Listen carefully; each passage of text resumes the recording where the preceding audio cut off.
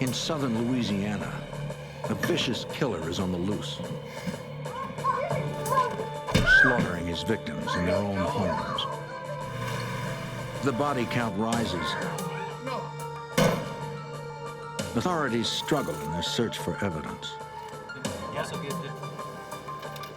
They resort to behavioral analysis, hoping to recognize a pattern that will help them identify a sadistic murderer.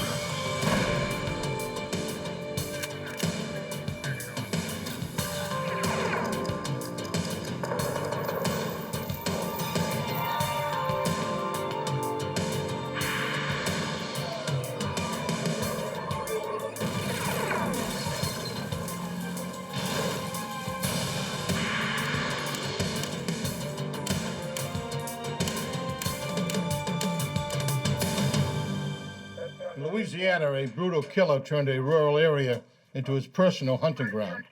He preyed on the defenseless, the weak, and the elderly. I'm Jim Kallstrom, former head of the FBI's New York office. The killer would lie in wait, often striking while his victims slept. No one was safe, even in their own homes. Working with police, FBI profilers helped to identify a madman, to catch him before he could strike again.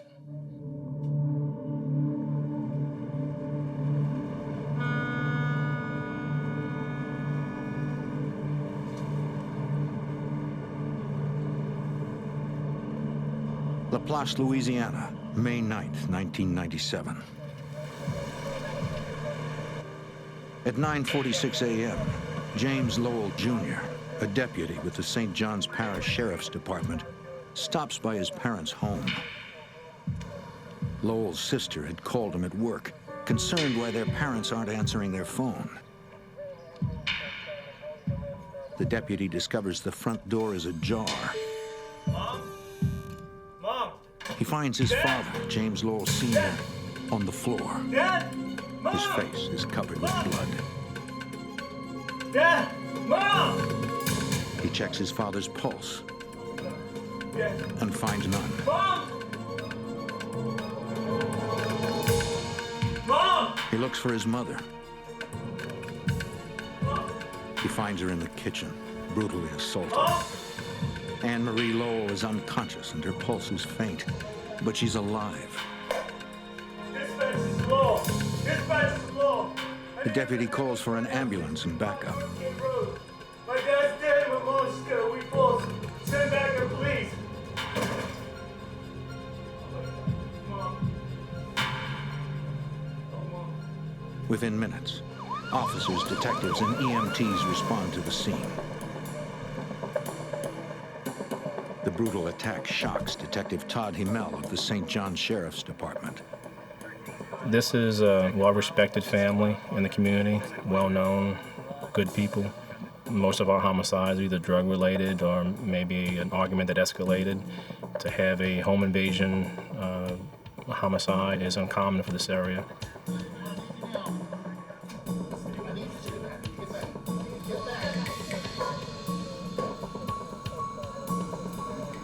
When I first made entry into the house, my first reaction was very gruesome. A tremendous amount of blood on the floor and the walls. The injuries to the victims were quite gruesome. EMTs work to stabilize Mrs. Lowell for the short trip to River Parish Hospital. Later that day, she dies from her injuries. Deputy Lowell tells investigators how he found his parents. He points out a pair of eyeglasses on the kitchen floor that belonged to his father.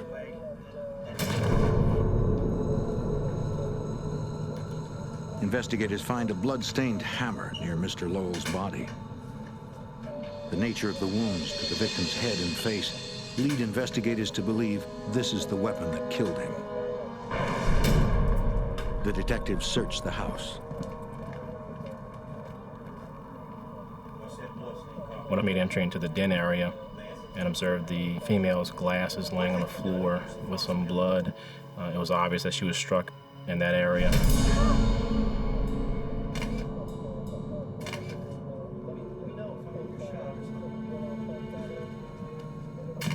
Investigators find a large sugarcane knife, sometimes called a side blade or sling blade. It's covered in blood, It was obvious that it was a weapon that inflicted the injuries on the female victim.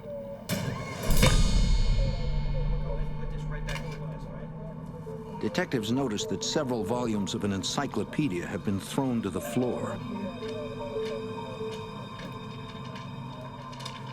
Well, that's what he said. I'm finished over there. Okay. Ooh, did you see that? We got money. That's a $100 bill out there. Checking the books still on the shelf, they find the Lowells had hidden nearly $12,000 there. Let's just pile them up here. Family members later confirmed the total.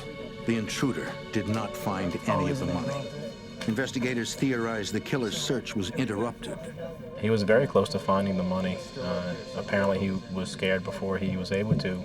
The son coming home to check on his parents may have scared him off. Crime scene technicians dust nearly every exposed surface in the house, but the only fingerprints they find match the victims or close family members. Hey, Tony, come here. Need you to get a couple of pictures of this. Investigators search the exterior of the house. Looks like the phone. They discover the phone line, as well as the wires to the alarm, have been cut, Hey, hi, Lawrence. and one of the garage windows has been removed. Windows over here. Like I We're said, able to it looks determine like point of entry, which is the side window. Apparently the suspect had enough time to actually take a knife and remove the putty from a pane of glass from the old wooden windows. Detective Himmel suspects the killer took his time breaking into the Lowells' home. The particular location that he had made entry into was camouflaged by a fence and some trees, so in essence, no one would have seen him if they were passing on the road, so he did have time to make entry and to actually whittle away the putty from that window pane before he made entry into the residence. Investigators spread out to interview the Lowells' neighbors. I'm gonna start Although with Laplace is a tight-knit community, nobody has noticed anything unusual. Detectives run background checks on everyone who has recently come in contact with the family. They discover that a handyman hired by the Lowells is an ex-convict. He spent 5 years in prison for manslaughter. We began an investigation looking into his background. From that point, we kept him under constant surveillance. 3 days later, police bring the handyman in for questioning. He claims he is innocent, but a polygraph exam suggests he is being deceptive. anything? Detectives obtain a warrant to search the suspect's home for clues. Crime technicians use luminol and black lights to hunt for blood evidence. Investigators theorize that the ex-con could have murdered the Lowells and quickly returned to his home. Once there, he inevitably would have deposited small amounts of blood. But their efforts turn up no evidence. Although detectives are unable to connect the suspect to the murders, they continue to keep him under surveillance. 5 days later, Detective Himmel arrives at the scene of a second brutal homicide. Another prominent member of the community has been murdered. Officers responding to a missing persons call discovered the body of 58-year-old Joyce Gilmer in the backyard of her home. According to her family, her car is missing.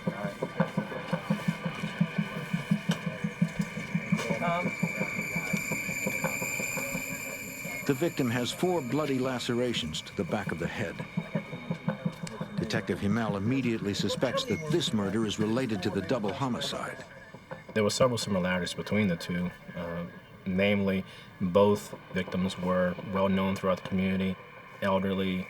They either owned or had owned their own business at one point. The weapon of choice was a sharp-edged object.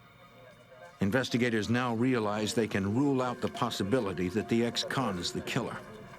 He was under constant surveillance at the time that this crime had occurred, so we could eliminate him as being a suspect because we felt strongly that both crimes were related. Detective Himmel walks through the house looking for signs of an intruder. He finds none until he gets to the master bedroom. It appears as if the killer knew exactly what he wanted, The victim's family reported a safe is missing. The only room that was disturbed was the master bedroom closet where the safe was located, which indicated to us that the perpetrator knew exactly where to go and knew exactly what he was looking for when he went into the residence. And having knowledge of that, the safe existed inside that master bedroom, it's a good possibility he knew the victim, that it could be one reason that he did murder her, is because she knew who he was and could identify him. The investigators find no evidence of blood inside the house. They conclude that the victim was likely forced into the backyard, where she was murdered.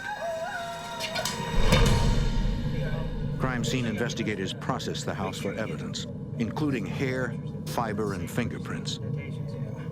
The killer has been careful. Once again, he has left nothing behind. Later that day, investigators find Mrs. Gilmer's car in the parking lot of a hotel just a few miles from her home. Deputies tow the vehicle to the sheriff's impound lot for analysis. When the car was found, the keys were still in it, so it was obvious that he had used that area just to dump the vehicle and had gotten into another vehicle, which was either parked there previously or he was picked up by someone. Crime technicians collect several fingerprints, but they only match the victim and members of the victim's family. For Detective Himmel, the car is another dead end. We didn't have any physical evidence that could determine who the perpetrator was or even assist us in determining who the perpetrator was. Investigators review videotapes taken by the hotel's security cameras. Unfortunately, the cameras were not focused on the area where the stolen vehicle was abandoned. It was a very stressful, very tense moment, has been in both of trying these to determine who's responsible for these crimes, working 20 hours a day, getting 4 hours of sleep a night. It was quite stressful. With limited resources and almost no evidence to go on, the St. John Sheriff's Department calls the New Orleans field office of the Federal Bureau of Investigation. Detectives hope FBI profilers can help identify a vicious killer.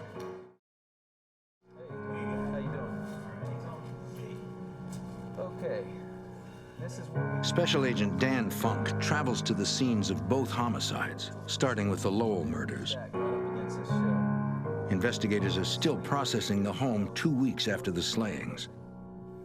Part of my job, being at the field, at the scene, is to provide all the information that the profiling unit at Quantico needs to do their work. They're not at the scene. I'm the local eyes and ears for that unit. What I do is go to the crime scene, try to absorb as much information as I can, and then provide it back to Quantico. Agent Funk tries to determine step by step what happened the day of the murder. I'm looking for pre-offense behavior, offense behavior, and post-offense behavior, which basically means what the subject and the victims did prior to the crime, during the crime, and then after the crime. Small clues help the agent establish a timeline. It appeared that the subject spent maybe the whole night in the garage waiting for the victims to wake up.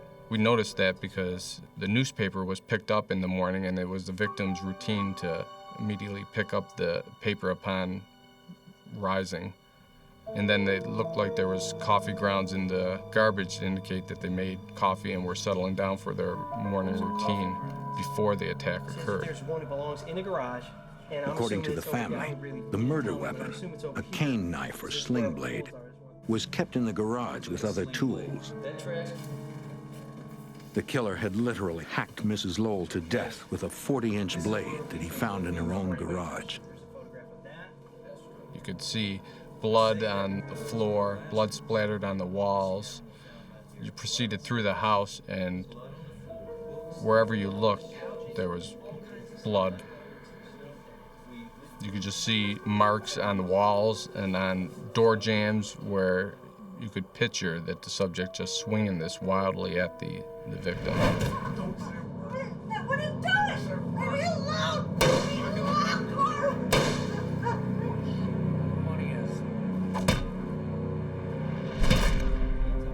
This was probably the worst crime scene that I've ever seen. And it spread throughout the house, which indicated that There was just an ongoing confrontation between the victims and the subject that just went on and on. With the discovery of Mrs. Lowell's eyeglasses in the den, investigators believe that was where the killer first encountered his victim. Since her body was located in the kitchen, investigators speculate she was chased there by the intruder. The discovery of Mr. Lowell's eyeglasses on the kitchen floor suggests a possible scenario. To have Mr. Lowell's glasses in the kitchen, we believe that's the initial point of contact between him and the perpetrator. Investigators theorize that Mr. Lowell entered the kitchen attempting to defend his wife, but they note his body was found in the hallway. We believe he was either trying to get another weapon or trying to get to a phone that was in the hallway.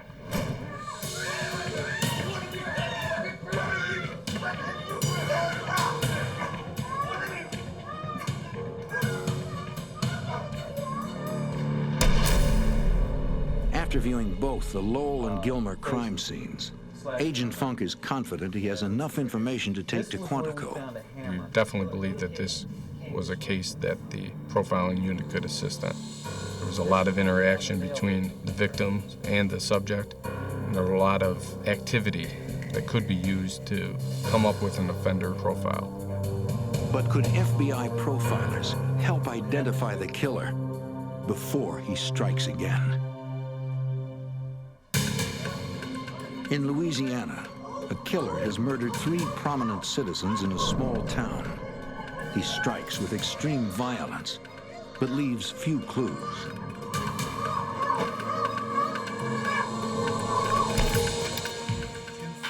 Away from our victims. At FBI headquarters in Quantico, Virginia, Special Agent Dan Funk and local investigators brief FBI profilers on the murders. To my partner, he's got the newest case that we're working. The expert observes that the Lowell crime scene reflects a mixed behavior.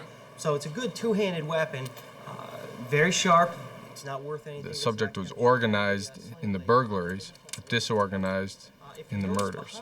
The subject brought tools with him to disable alarms and phone lines and to enter the residence, but he was disorganized once he entered it. He didn't bring a weapon with him, but he found weapons of opportunity located at the scene. Profilers also note that careful planning gave way to extreme violence when the intruder confronted his victims. The brutality of the murders suggests a chaotic personality. We've got some good stuff here, some good solid police But the work. profiler tells St. John's investigators that he will not be able to create a profile powerful enough based on only 2 incidents. Solid profile. They need more data. We can't just sit around and wait for.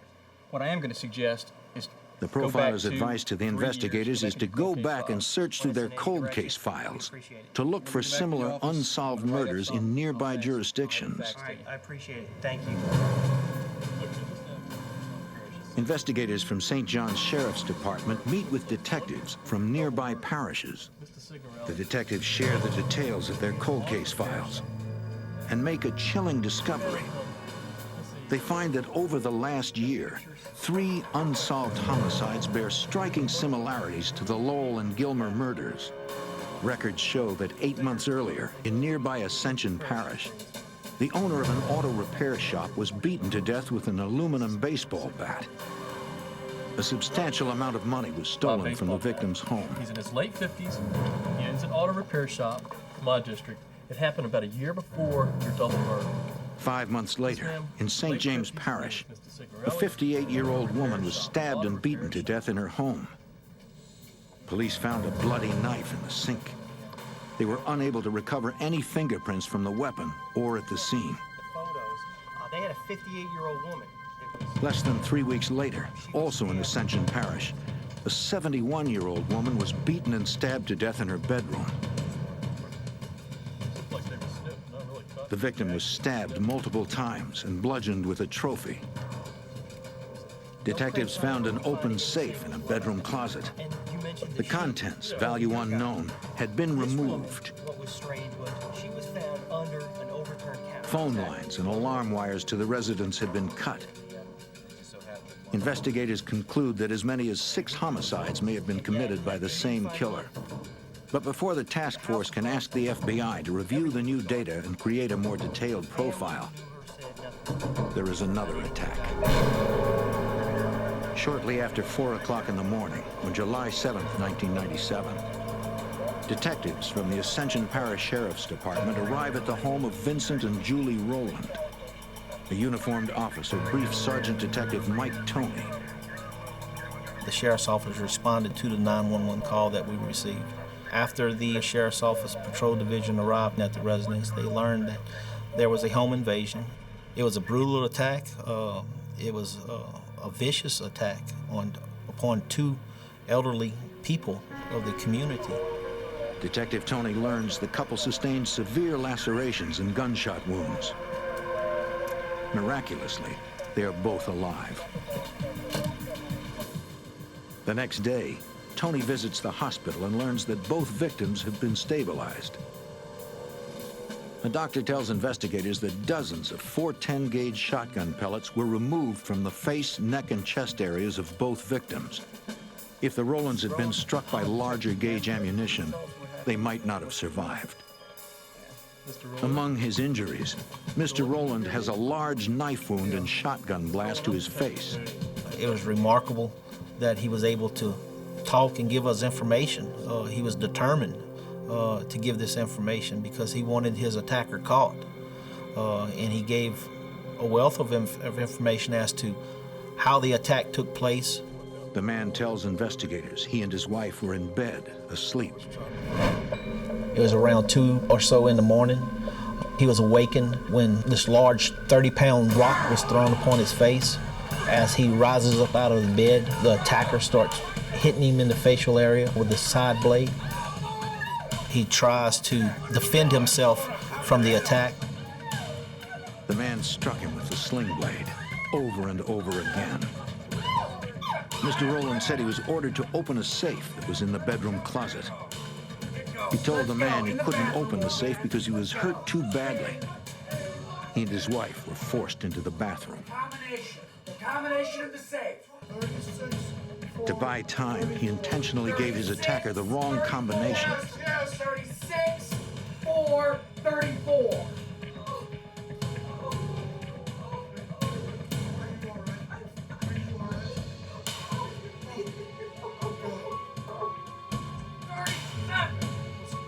Wrong answer. That's not the combination. He ordered Mrs. Rowland to open the safe or he would kill them both. Go! Go! Go! Open the safe. Let's go, you're taking forever. Open it up! Back up. The safe contained over $100,000 in cash.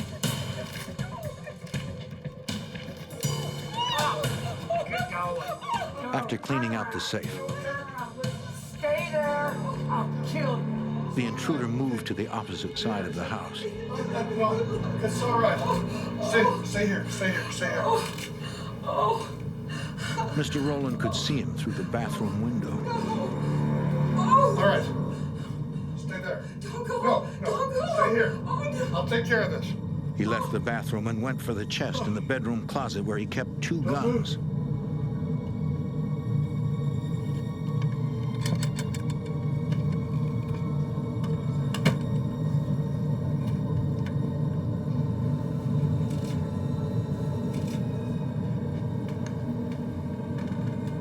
He hid behind the sofa and waited.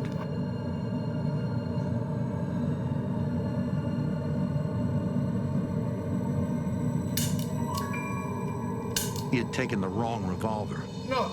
The one he kept loaded was still in the closet. The intruder had found a shotgun in a gun cabinet. No! Mr. Rowland was hit in the face. He laid there pretending to be dead, at which time he heard someone walk up to him, which he didn't realize it was his wife. He hears a second shot goes off, and then he realizes his wife has just been shot.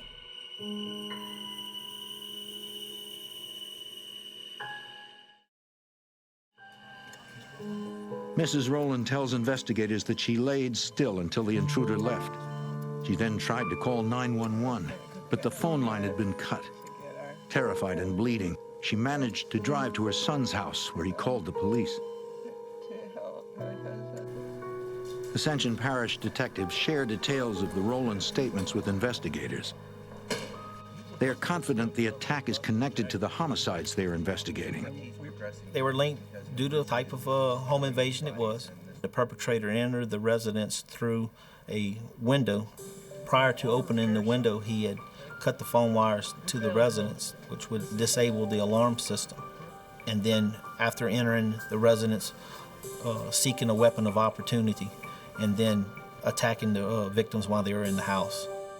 The detectives also note similarities in the killer's victims. They were all elderly and owned businesses, and they were wealthy. The Rowlands are the only people who have come face to face with this brutal killer and lived to tell about it. Investigators return to the hospital with a sketch artist who creates a composite drawing of the suspect based on the Rowlands' eyewitness description. They described him as a white male with kind of shaggy-looking hair, thin, very authoritative voice. They described his voice as being of a person from the River Parish, from this area, as far as having a strong South Louisiana accent. Investigators released the composite drawing of the assailant to the local news media. The wanted man is described as being a white male in his 20s or 30s, of average height with medium build and sandy blonde hair. Now, law enforcement from 3 Louisiana jurisdictions finally have their first lead in identifying a ruthless killer. An elderly Louisiana couple narrowly survives a brutal assault on their lives.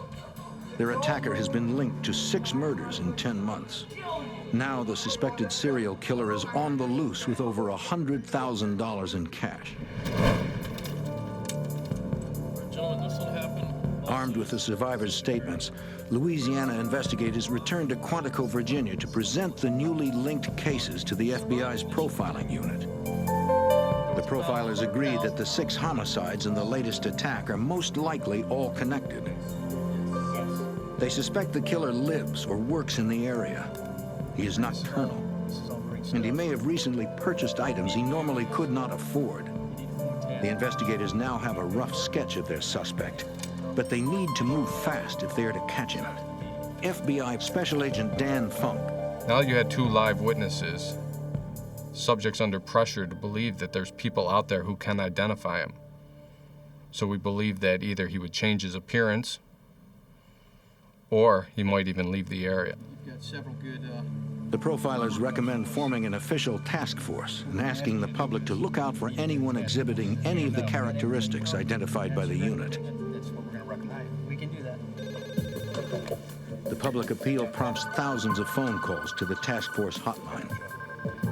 A security guard from a local video poker casino provides an intriguing lead. He tells a detective that one of the regular customers at the casino looks a lot like the composite drawing he saw on TV. Detective Mike Toney of the Ascension Sheriff's Department. He described the individual as a person who, before these attacks, would come in there and spend very little money. Poor dresser. Since the attacks, he would come in, he would spend a lot of money. He would then started sporting jewelry, riding a new motorcycle, basically changed his appearance. But the security guard does not know the customer's name. He gave a description of the person, what he looked like, as well as a vehicle that he was driven. And this vehicle was very unique. It was actually a truck, a large truck with a large boom on the back of it that was used to like lift motors and stuff and carry them around. The detective reviews the security guard's recorded statement with the rest of the task force. His description of the customer's behavior is consistent with the profiler's analysis. Hearing the security guard's remarks about the customer's truck, a detective realizes he knows the man being described. A pickup truck, it had a homemade hoist on the back of it. The customer is an auto mechanic who once worked for a friend of his, the same man who had been beaten to death with a baseball bat in his home 6 months earlier. A murder linked to their suspect. Yeah, there's a handful of them. The mechanic's name is Daniel Blank. Blank is a former employee of an auto repair shop owned by the victim. He was one of 36 people police interviewed in connection with that crime. Although he had voluntarily given a statement to the police, detectives found nothing suspicious. A check of his record reveals one prior arrest for a minor theft in St. James Parish. That's one side. Anybody want to go out and talk to him? Investigators travel to Daniel Blank's last known residence to ask him some questions.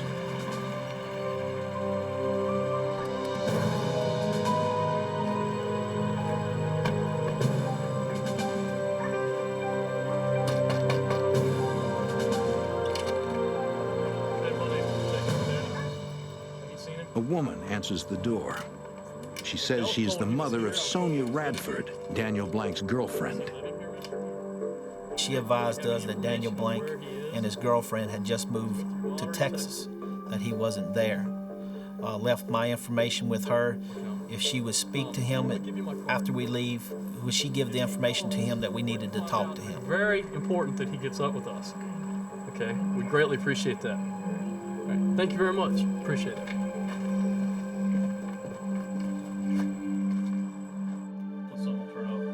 10 minutes after Detective Tony returns to his office, he receives a telephone call.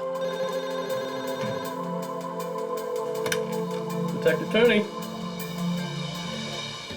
It is Daniel Blank. Hey, listen, can I put you on hold just a second? He says he is calling from Onalaska, Texas.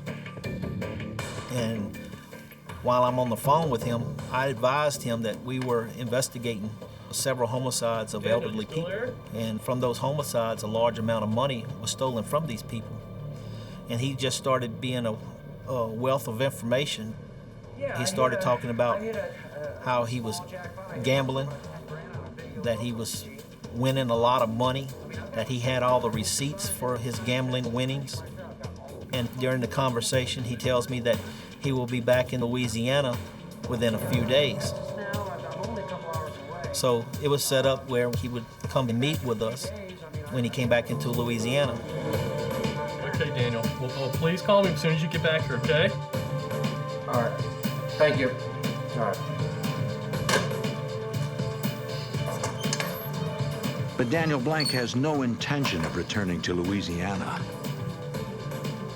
So investigators will have to go and find him.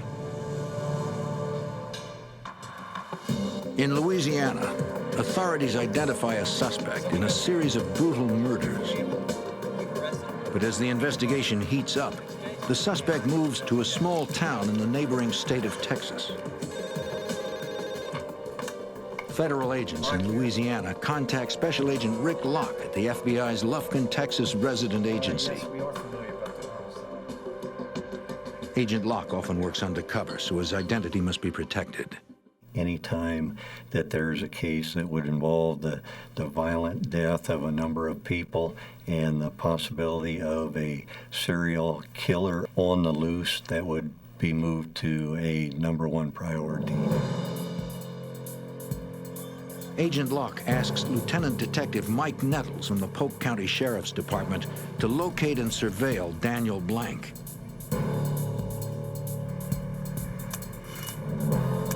Nettles searches local utility records and finds Blank living with his girlfriend, Sonia Radford, in a trailer park in Onalaska. Once we identified him, then we started working on trying to build a case to see, was he spending a lot of money? Did he have a lot of money? Because we knew that there was a lot of money taken from some of the murder scenes in South Louisiana. Get a good look at him. Special Agent Locke and Detective Nettles keep the suspect under a close watch. When we were conducting the surveillance of Blank, we did notice that he had purchased a vehicle since he had arrived in Texas. He had purchased a trailer home. He then leased a automobile repair shop business and opened a business known as Daniel's Automotive. Public records reveal that Blank has leased the garage in his girlfriend's name.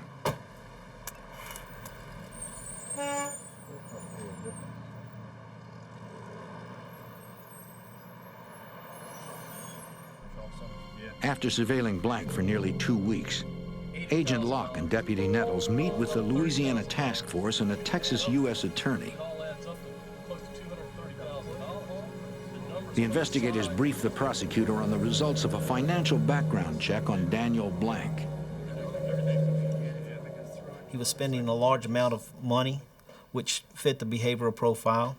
After doing a financial background on him, we learned that in this year where he was spending all this money, he had no means of income that was showing up on his state employment records.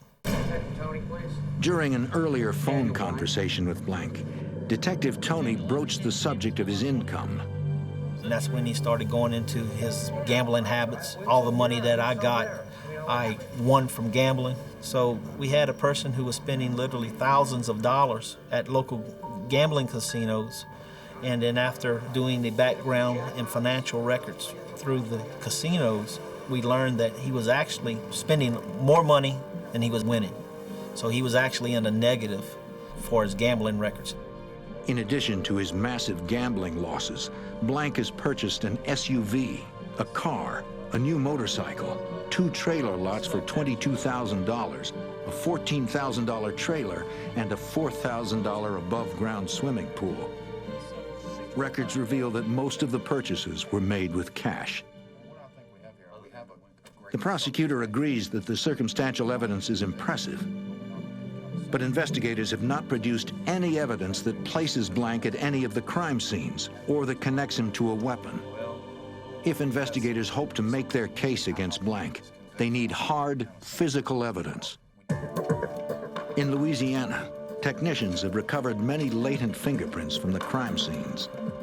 Analysts have matched most of the prints to the victims and their family members. Technicians compare the remaining unknown prints to a set of Daniel Blank's fingerprints, obtained during an arrest for an earlier minor violation.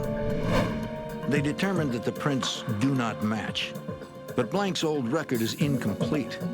There are no palm prints in his file. And investigators have several palm prints from the crime scenes listed as unknown. The investigators devise a plan to obtain a set of palm prints from Daniel Blank. Through a records check, Detective Nettles and Agent Locke have learned that Blank does not have a valid driver's license. After weeks of surveillance, they have observed that Blank has a habit of running a particular stop sign near his business. The plan is for Nettles to perform a traffic stop the next time he does.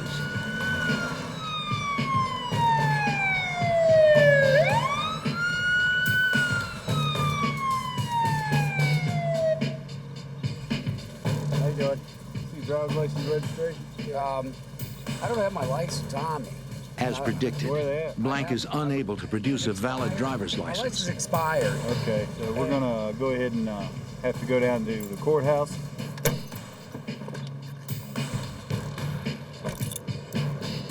Is all this really necessary, you think? You walk around the side of the car. Yeah. Nettles places him under arrest and takes him to the Polk County Sheriff's Office. During the booking process, officers take a full set of finger and palm prints from Blank.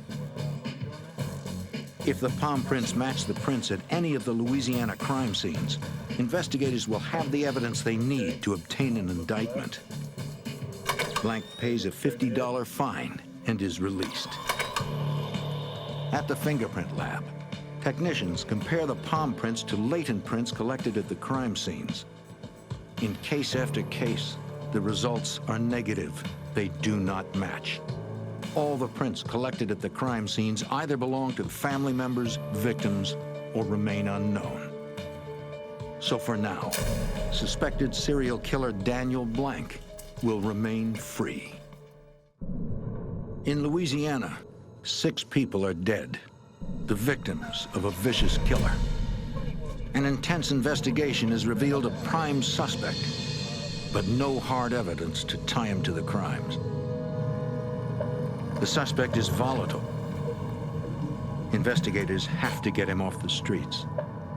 Now the only person who can provide the evidence they need is the suspect himself, FBI Special Agent Rick Locke. It was decided that we must continue the case by planning for a detailed interview with Blank, as well as conducting a search of his properties.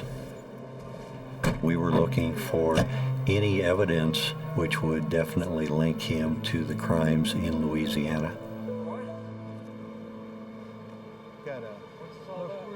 Investigators served Daniel Blank with warrants to search his business and home. Detective Nettles asks Blank if he will come to the courthouse for a voluntary interview. He agrees.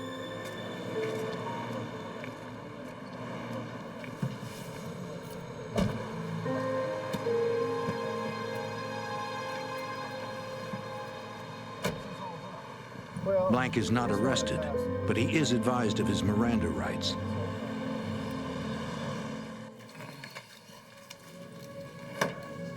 Do you mind if I record this conversation and put it on video? No, have any problems with that? No, go ahead. Louisiana detectives Mike Toney and Todd Himmel conduct the critical interview. A little bit about yourself. It's a lot of pressure. You know that you either get a confession and solve these cases or you don't, and you have nothing. Sure. Where are you from? We had no physical evidence, and the circumstantial evidence wasn't that great to bring him to trial.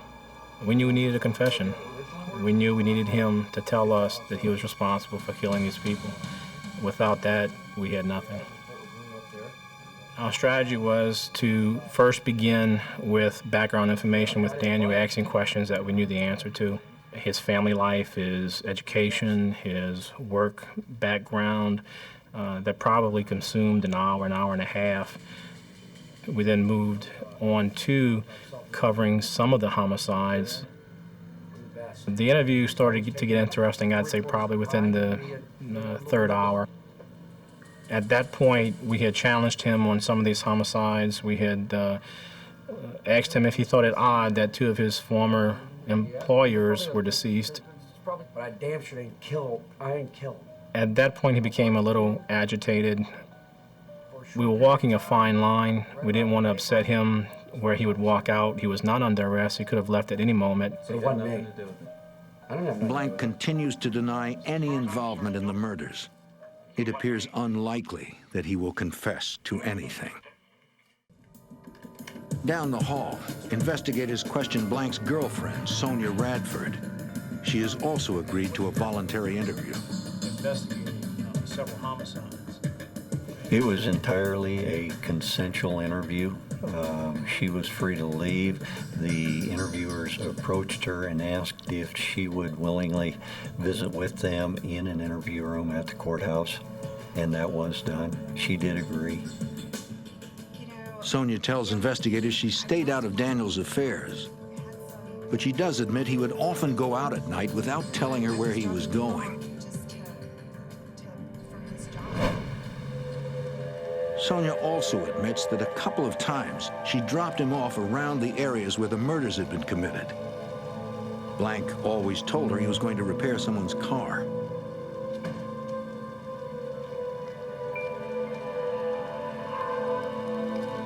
Sonia tells investigators she never wanted to believe Daniel was involved. A few doors down, Blank continues to deny any responsibility for the crimes. I need you to go on record. I'd like you to take a polygraph, if that's okay with you. He even agrees to take a polygraph exam. Just answer yes or no. I believe he agreed to take the polygraph because he needed to give the appearance that he was cooperative and that he wanted us to believe he was innocent. The examiner asks Blank if he ever struck Mrs. Gilmer, the elderly woman found outside her home. Blank answers No. After 3 tests, The polygraph examiner reports that Blank is exhibiting deceptive behaviors. He is most likely not telling the truth. Blank is beginning to show signs of stress. His interrogators decide to further destabilize him by introducing an emotional subject, the recent death of his mother. My father was no help. I could tell that his relationship was close with his mother. From that point, I just discussed his upbringing. He came from a large family. I helped her as much as I could. I knew it wasn't easy for him because of the size of the family and both parents trying to provide food and support and housing for their children. Daniel, did you love your mother? Yeah. If she were alive today and you were involved in these murders, do you think she'd want you to do the right thing? Yeah. Did you mean to kill Mrs. Gilmore? No. That was very important. That was the first admission that he had made that he was responsible for committing that crime. Once Blank begins to confess, he doesn't stop. He ultimately admits to 6 homicides and 2 attempted murders. He tells Detective Himmel about his first murder, which occurred 8 months before the St. John's double homicide. Blank tells investigators he worked for the victim and claimed the man owed him money for a job he had done. He says he entered his boss's home and found him asleep on the couch. He tried to take his wallet, but the man woke up. Blank claims the man attacked him with a baseball bat. When he slipped and fell, Blank got a hold of the bat and started hitting back. He didn't stop beating the man until he was dead. Blank said he took $800 or $900 from the man's pockets. I lost. He knew what he was doing was wrong. He knew the difference between right and wrong. And I believe after that first homicide, it just became easier and easier every time it occurred again. In his confession, Blank consistently claims he acted in self-defense. I shot them. He insists that all 6 murder victims attacked him first. So he was trying to kill you? They were trying to kill me. I appreciate you being honest. Blank's interpretation may be self-serving, but his memory of the crime scenes is nearly photographic. The recollection was amazing. The amount of detail he was able to remember, being able to draw diagrams of the homes, draw diagrams of weapons that he used. His attention to detail was amazing. The confession continues for 13 hours. By the time he got to the end, he was very comfortable, drinking his soft drink, smoking a cigarette, very comfortable, nonchalantly discussing these crimes in detail. Authorities in Texas arrest Daniel Blank on murder charges and then extradite him to Louisiana to face trial.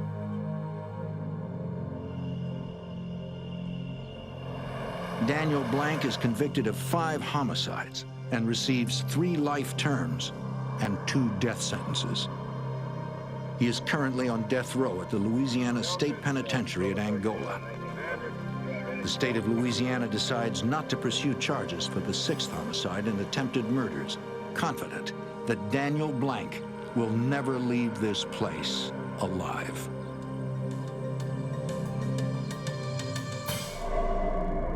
A prominent couple, respected in the community, are stabbed to death in their own home.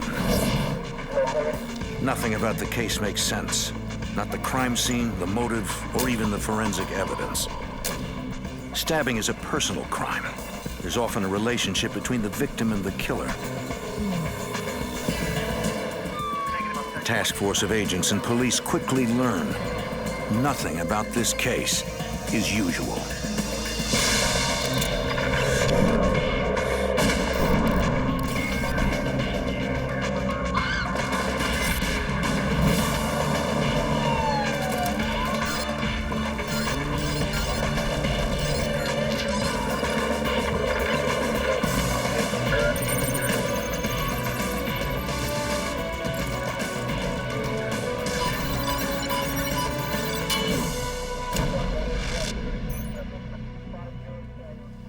Edna, New Hampshire is a small town. It's the kind of place where people trust their neighbors and leave their doors unlocked. A double murder shattered that trust and left the entire community terrified. I'm Jim Kallstrom, former head of the FBI's New York office. The FBI and local police work day and night trying to find a motive for the brutal crime.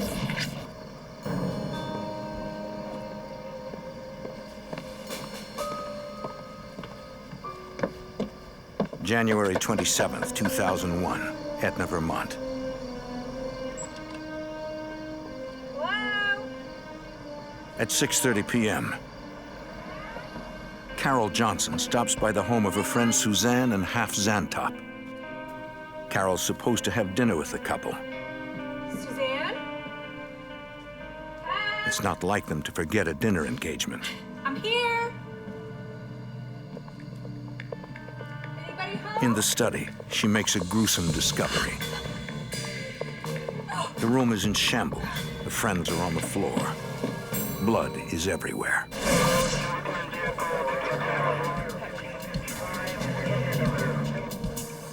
Seven minutes after receiving the dispatch, the Hanover police are on the scene. Eric Bates is a detective with the Hanover Police Department. And I went into the door. By the time I got there, some of the information had been relayed as to the nature of what had happened. That there were at least 2 bodies. Carol tells police that the victims were both prominent professors at nearby Dartmouth College. Half Zantop was an earth sciences professor. His wife Susanne was the chair of the German Studies program. Carol is their colleague. They'd invited her for dinner at 6:30 that evening. Great, good to see you guys. See you tonight.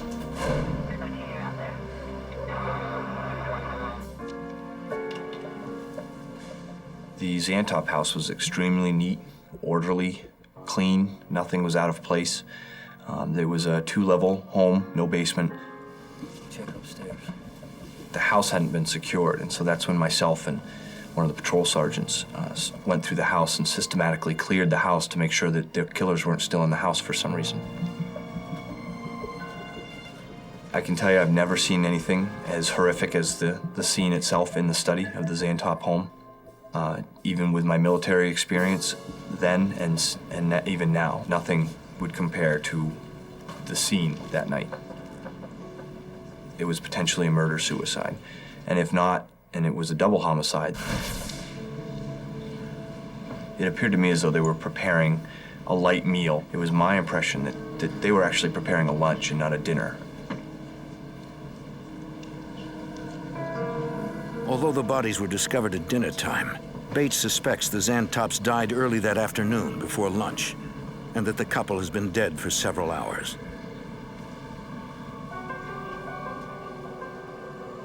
There was so many valuables in that house that we wouldn't have even begun to know what was missing.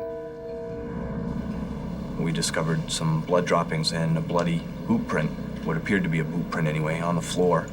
It was right next to the Zantop's fireplace, and it's a wood fireplace.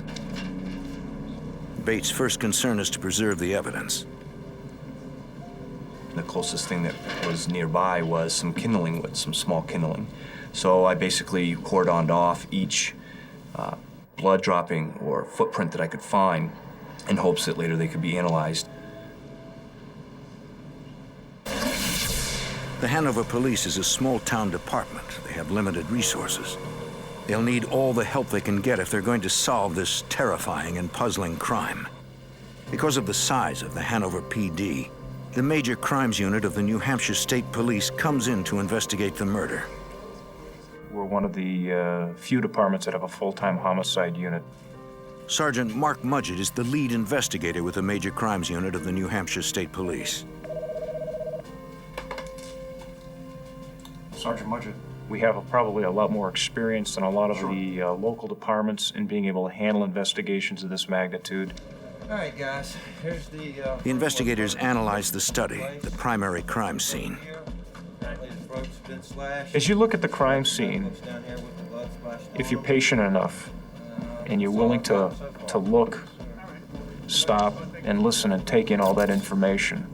Positioning of the bodies, the physical evidence located inside that room. If you listen, that body will speak to you. It will tell you what happened. It will give you clues as to how it happened. It will tell you potentially who may have committed this particular crime.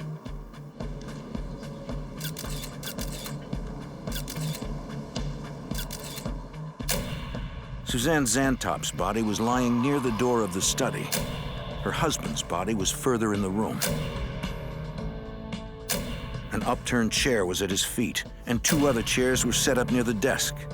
It looked like a conversation had taken place in the room.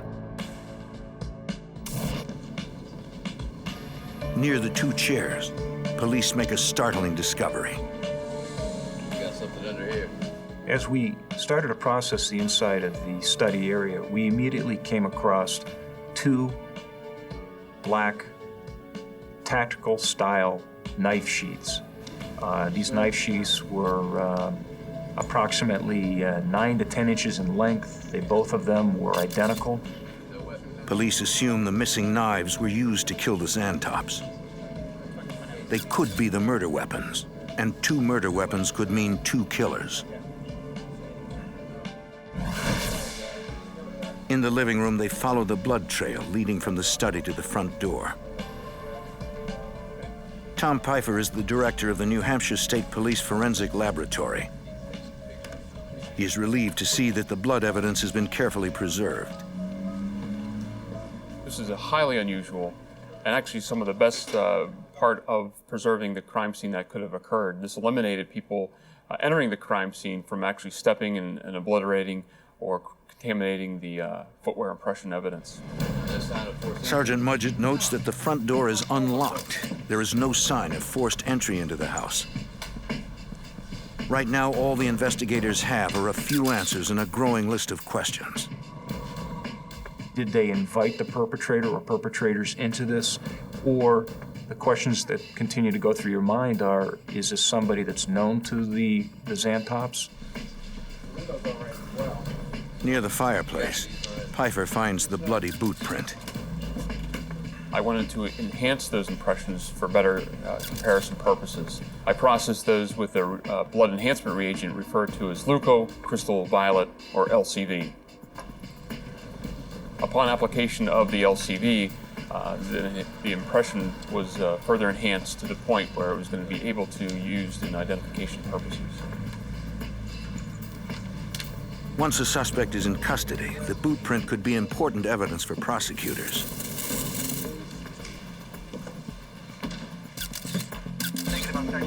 In 2001, Mike Delaney was the Assistant Attorney General for the Homicide Unit of the New Hampshire Attorney General's Office. In New Hampshire, anytime a suspicious death is discovered, there's an immediate notification to prosecutors who are immediately dispatched to the scene to help the investigators with the case. In this case, our victims were loved and esteemed professors from an Ivy League college campus, and that made this case very unique. It was clear that the level of violence that had been inflicted on the Zantops was over and above anything that was necessary for the purpose of carrying out a crime, including a potential killing. In that regard, it had the hallmarks of a crime of passion, of somebody that acted out with a level of violence that was personal in nature. In addition to the unlocked door, the extreme violence of the murders, it appears to be what investigators call overkill, is more evidence that the Zantops might have known their killers. If the killers knew their victims, then police are looking for someone who hated the Zantops enough to brutally stab them to death. Whoever committed this crime is a cold-blooded killer and must be stopped. But police must find them first. To do that, they need a motive, something to explain this heinous crime. In Etna, Vermont, 2 prominent professors are murdered, stabbed to death in their own home.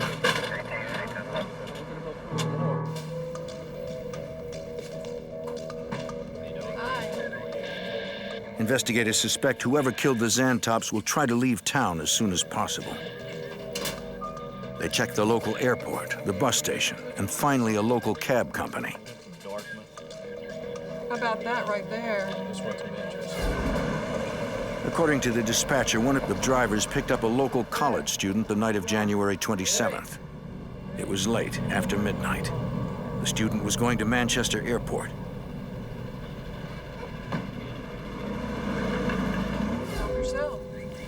Investigators quickly established the student flew home due to a family emergency. With no other leads, they assume the killers either left town by car or are still somewhere in the area.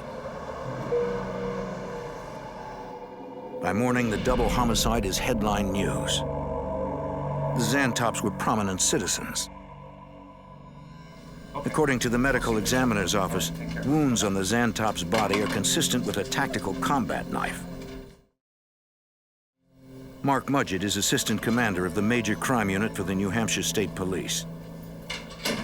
Based on the injuries that we found on Health and Susanne at the time of autopsy, they had both sustained numerous stab wounds. Susanne had been stabbed 11 times and Health had been stabbed 10 times in various portions of their body.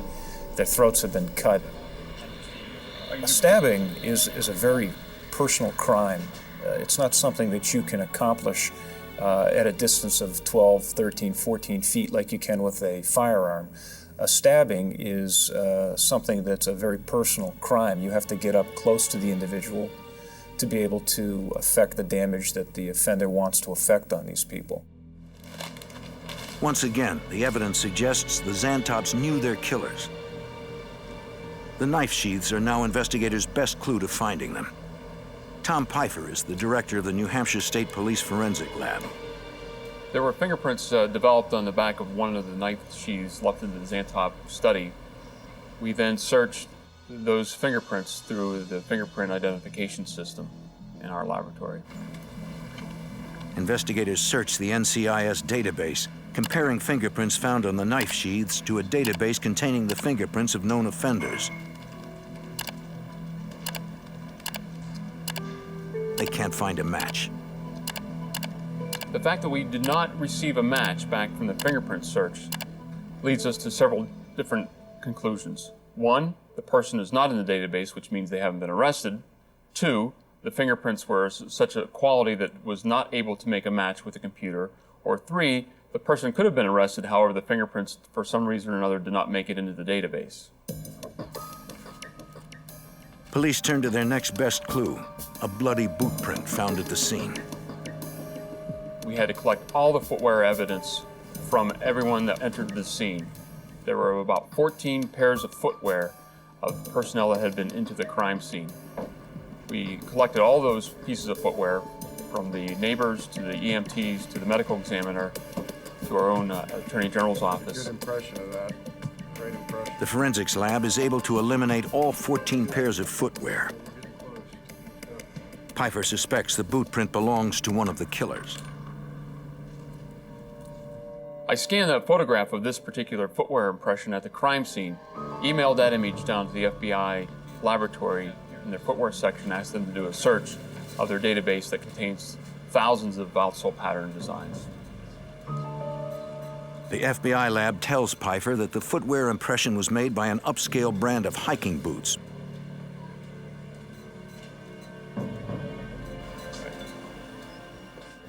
It's a good clue, but until investigators have a suspect, it's meaningless. There's an awful lot of information that has to be processed once you take part in processing the crime scene and the physical evidence. That's just one aspect of this investigation, or any investigation. And now you have to start seeking out persons for information. In this case, that was quite a challenge. Everyone knew Huff and Susanne Zantop. They had extensive faculty connections.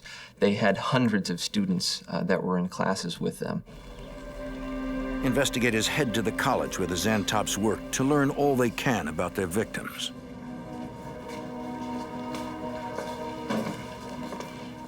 So realistically, our investigation just blew up in 360 degrees. You had to just start putting your feelers out. You had to start generating leads. You had to start interviewing a lot of people on campus, off campus, relatives, neighbors. Notifications with anyone?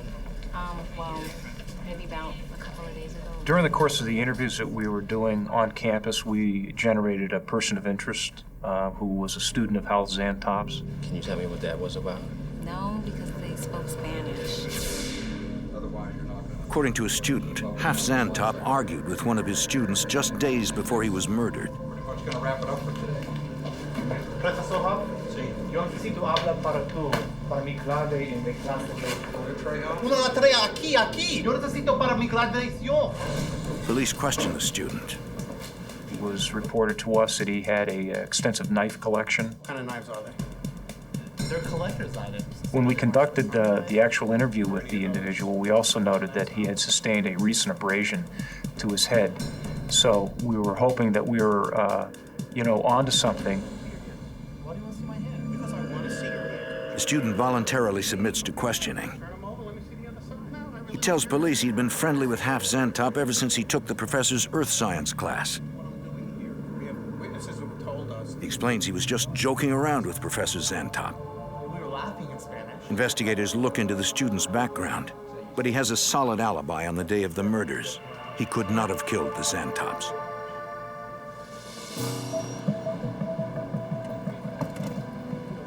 Police also investigate the Zantops' relationships with their colleagues. Popular professors on the campus. On campus, they learn that Half Zantop had recently been given a position instead of another professor. Recently, in the last. We had to travel out to where the gentleman lived in the western part of the United States to interview him because he had come and gone from the Hanover area out about the time that the homicide had occurred or shortly thereafter. The professor's car is impounded. There appear to be bloodstains in the trunk. Analysis reveals that the stains are not blood. According to the owner of the vehicle, they were made by stew that spilled in the trunk.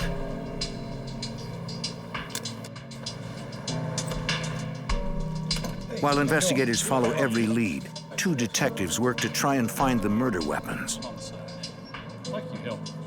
They visit retail stores in the area that specialize in knives. The scabbards that we had, the knife sheaths that we had, were produced for one type of blade, one type of knife. The blade itself is really a paramilitary or a tactical type of tool. Our armed forces use them. A lot of police agencies utilize them. This is not something that is a tool that's going to be used by the average hiker or the average individual. 6 days after the killings, the knife manufacturer supplies New Hampshire authorities with a list of all authorized retailers and distributors in the country, broken down by state. In addition, there are hundreds of dealers nationwide that sell the knives on the internet. Based on the research we did with the manufacturer, we were able to determine that we were going to have to track down approximately 5,000 blades and knives, scabbards, that were produced and distributed worldwide. We didn't have a considerable amount of manpower to be able to do that. The investigators need help and call in the FBI. At the time, Brian Fitzell was a special agent assigned to the Bedford, New Hampshire resident agency of the FBI. Just give me the FBI office. They knew that it would encompass different states and even international because of the nationality of the Zantops. So they knew that they'd be reaching well outside of the New Hampshire borders and wanted us to be able to help with those kind of leads. Along with state and local police, the FBI joins the Hanover Task Force. This was front page news, and consistently the state police, the attorney general, was asking anyone with information, please call. And the volume of leads that were coming in were tremendous. You know, phone calls, people calling in with information. The FBI deploys Rapid Start, a computer system.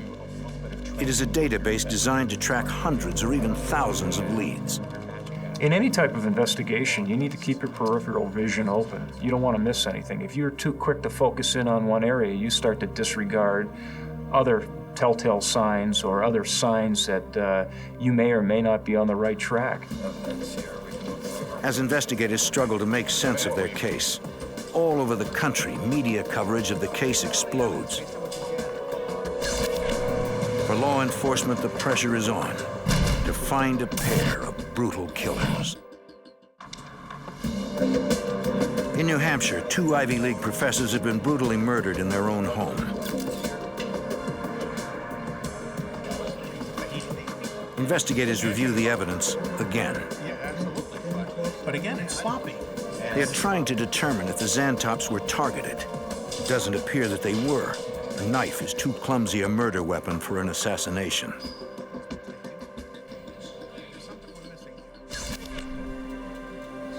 Also, the killers made amateurish mistakes. If the murder had been planned, why would they leave behind the knife sheaths, a footprint, and even a fingerprint? Ironically, despite the evidence found at the scene, they're beginning to question whether the Zantops had any connection to their killers at all. Supervisory Special Agent Brian Fitzell. It was looking, as this progressed more and more, that it was not an acquaintance that committed these acts. Investigators can also rule out robbery. According to the initial investigation, nothing was taken from the house. It was a murder scene that didn't match a lot of the known or the experience that most of these investigators had worked many homicides. It didn't fit into their normal model.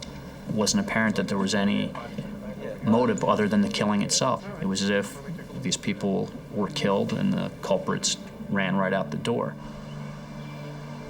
Agents contact the FBI's Critical Incident Response Group in Quantico, Virginia.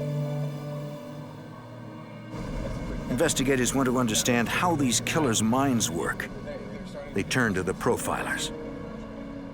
They'll actually see hundreds of homicide cases during a year, and so they actually develop an expertise and they can see patterns because they see so many cases. Supervisory Special Agent Jim Fitzgerald is a criminal investigative analyst, a profiler. He finds the case unusual. We have 2 low-risk victims who are killed in their own house in broad daylight on a Saturday, nonetheless, when other people ostensibly in the neighborhood are home. This is the crime scene. It appears that Fitzgerald notes that the position of the chairs makes it appear as if an impromptu conference was going on prior to the murders. The only thing that's in the doorway. It was agreed upon with the investigators in the room and myself that it looks like there may have been at least several minutes in which there was some sort of conversation between Hoff and one or both of the offenders. It seems that the offender or offenders, and we were leaning towards 2 offenders at this point, were mission-oriented in that when they came into the house, their purpose was to kill Mr. and Mrs. Zantop. The murder weapon, a pair of combat knives, is particularly troubling. The use of a weapon in a homicide is very significant to your type of offender. If it's a cheap Saturday night special as opposed to a very expensive pistol with a silencer, that tells you have 2 different sort of offenders there. And on the other end of the continuum, or even on the lower end of the continuum, if someone's using a knife, that tells you a lot about your offender too. Been able to determine what type of knife it actually was. It's like a... The fact that the killers used knives and left behind crucial evidence tells him they are either sloppy or unsophisticated. Investigators suspect that the Zantops either knew their killers or allowed them into the house for some unknown reason. Fitzgerald is starting to get a picture of the killers, but the extreme level of violence troubles him. When we're seeing a case that it makes no sense for various reasons, from a profiling perspective, we automatically hit the default to youthfulness. We just may have someone here youthful, that the motivation is not about money, the motivation is not to get back to somebody or even up a grudge. It's, hey, we're youthful and our filtering system in our brain hasn't kicked in yet, so I know, let's go out and just hurt or kill someone. He fears he may be looking at some kids who killed just for the thrill of it. And it went bad. On February 9th, a list of the killer's post-offensive behavior compiled by the FBI profilers is released to the public. Investigators ask the public to recall if they noticed anyone exhibiting odd behavior around the time of the murders, or changing their appearance, missing work, or having unexplained injuries or bruises on the hands or arms. Calls pour into the task force. None of the leads pan out. After 2 weeks of non-stop work, investigators have hit a dead end. Nothing about the Zantop murder makes sense. Seems like a crime without a motive. With each passing day, the community becomes more desperate. 2 murderers are at large, and law enforcement still has no idea why they chose the Zantops and who their next victim might be. In New Hampshire, a task force of state and local police and FBI agents tried to determine why someone murdered 2 Dartmouth professors in their own home. There was no discernible motive that we could come up with as to why these people would be killed. Supervisory Special Agent Jim Fitzgerald is an FBI profiler assigned to the FBI's Behavioral Analysis Unit. We were told initially that there was nothing missing from the house. We found out about a week or so later that, in fact, something was missing from the house. Agents learn Half Zantop always carried a wallet, and his wallet has never been recovered. Prior to us learning that the wallet was missing, it almost appeared like a motiveless crime. Now that they know one of the victims' wallets is missing, it changes everything. We said this could be a little bit different now, and this may have been a quote-unquote simple robbery gone very, very bad. Gentlemen, I just have some new information. If the motive was indeed robbery, investigators have only a handful of clues found at the scene. 2 unidentified fingerprints, an unidentified boot print, and 2 empty knife sheaths. The task force focuses on the knife sheaths and finding the murder weapons. There's really a point in an investigation where you provide the behavioral work as much as you can, and then you have to sit back and let the gumshoe work take place. Check this out. Working with the manufacturer, investigators work to track down the sale of 5,000 combat knives all over the country. Okay. This is all the dealers of that point? It's about 5,000 of them. In addition to questioning retail dealers in the area, investigators research dealers who sell combat knives over the internet. On February 14th, they contact an internet retailer in Massachusetts. Supervisory Special Agent Brian Fitzell. 2 of the knives had been purchased by an individual in Vermont within, 20 miles of the crime scene. Bells started going off and flags were raised that we may have a good break here. The purchase of 2 identical combat knives is an extraordinary lead. Investigators follow up immediately. The 2 knives were purchased by a man named James Parker. He lives across the state line in Chelsea, Vermont. Mark Mudgett is assistant commander of the Major Crime Unit for the New Hampshire State Police. When we made the initial contact with the occupants of the home, we were somewhat shocked at the fact that it was purchased by a juvenile. Jimmy! James Parker is only 16 years old. What's going on? You James Parker? Yes. We want to talk to you about some knives. James Parker had indicated that he had bought 2 knives at that time. That he'd bought one for himself and one for a friend of his, a gentleman by the name of Robert Tulloch. That they had purchased the knives so they could use them while they were rock climbing. Oh, well, when we Detectives ask Parker where the knives are now. So we took them to a local Army and Navy. He tells them the knives were big. The boys decided they were too heavy for rock climbing and sold them at an Army-Navy store. The trooper said that the hair on the back of his neck was standing up because when he started this interview, he had the feeling that this was not a legitimate story. Investigators asked Parker if he'd be willing to answer a few questions at the police station. It's okay if I tag along? It'd be fine. Parker agrees to be interviewed. There you go, son. And then the investigators went to interview his partner. And again, same story, that didn't really measure up. What happened to the knives? 17-year-old Robert Tulloch corroborates Parker's story. We realized that the knives were too heavy for us, so... The knives were too heavy. The boys sold them for $60 apiece to a stranger at the Army-Navy store in Burlington, Vermont. 60 for both. Do you have any kind of footwear, shoes, boots, anything like that? Investigators are immediately suspicious. Tulloch's statement is not just close to Parker's, it's virtually identical. I'd like to have him come downtown and make a formal It's as if the two boys memorized their statements beforehand. as a suspect, but we need you to sign this form giving us permission to do that. Is that okay? Then the detective notices something chilling. He noticed that the footwear was the make and model of the hiking boot that we were looking at. So, I mean, he knew very early on this was probably somebody involved in this crime scene. They want to take you down to headquarters. He did a very good job of maintaining the interview because this was, you know, no arrest warrants were in hand. He went out there to find out about the knives and then very quickly realized that he was dealing with one of the murderers right there. Robert Tulloch agrees to accompany detectives to the Chelsea Sheriff's Office to be fingerprinted. Despite investigators' suspicions, without solid evidence to support an arrest warrant, they are unable to detain Tulloch or Parker.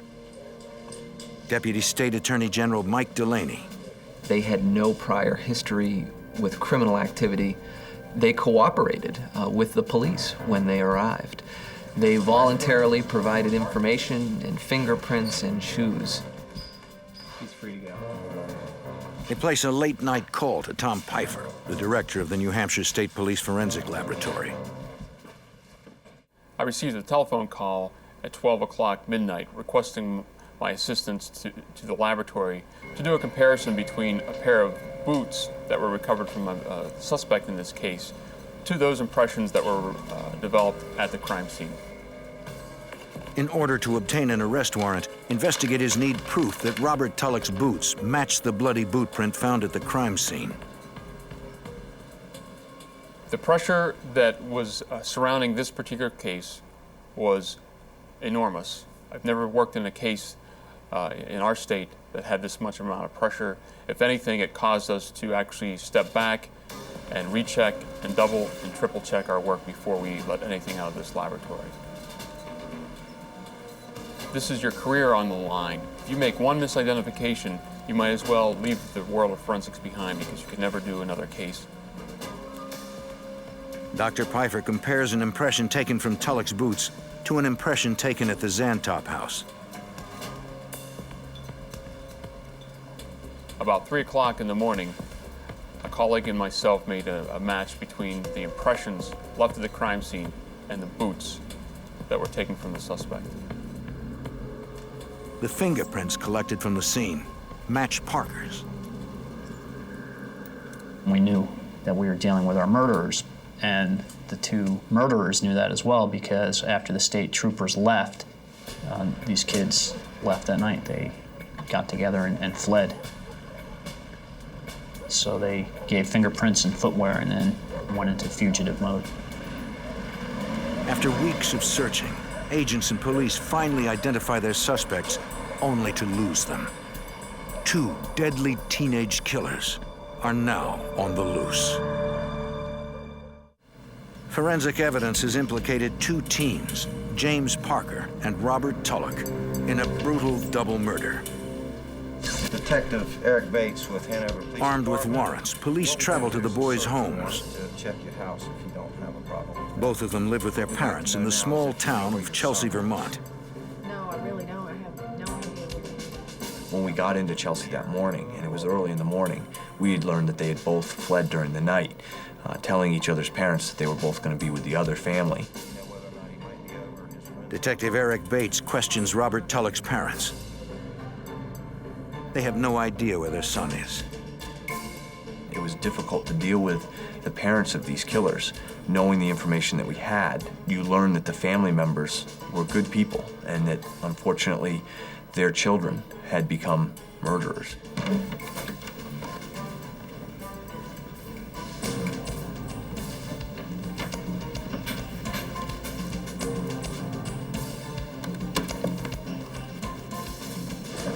In Tulloch's bedroom, investigators make a crucial discovery.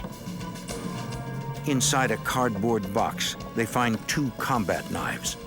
Got him. Oh, good. In their statements, Parker and Tulloch claimed they sold the knives to a stranger. Investigators have found the murder weapons. Mike Delaney is a deputy attorney general working with the homicide unit.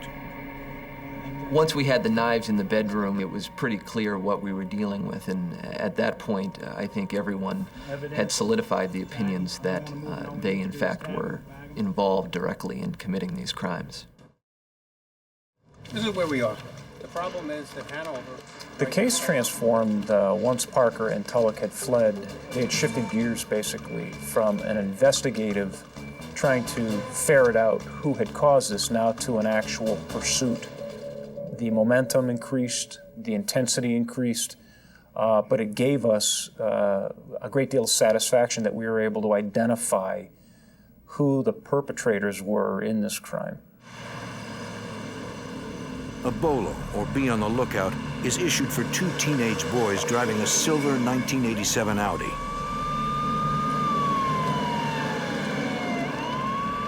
They are wanted for questioning in connection with the Zantop murders. You never know what's inside the mind of a person, what they're actually going to do when confronted, but certainly from a law enforcement perspective and for the general public's sake, you have to assume the worst in that regard, and we did. An axiom by which we live in the profiling business is that past behavior is the best predictor of future behavior. So by all means, these 2 were considered armed and dangerous, and all the relevant agencies and states that were contacted were told that, be very careful when confronting these 2, because they've killed already. Parker and Tulloch's pictures appear in newspapers and on television throughout the country.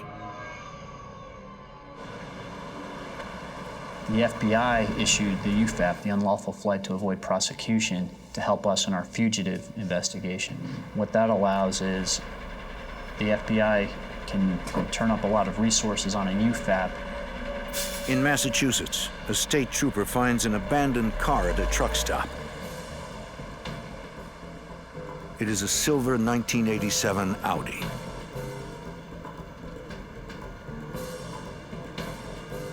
The trooper calls in the license plates.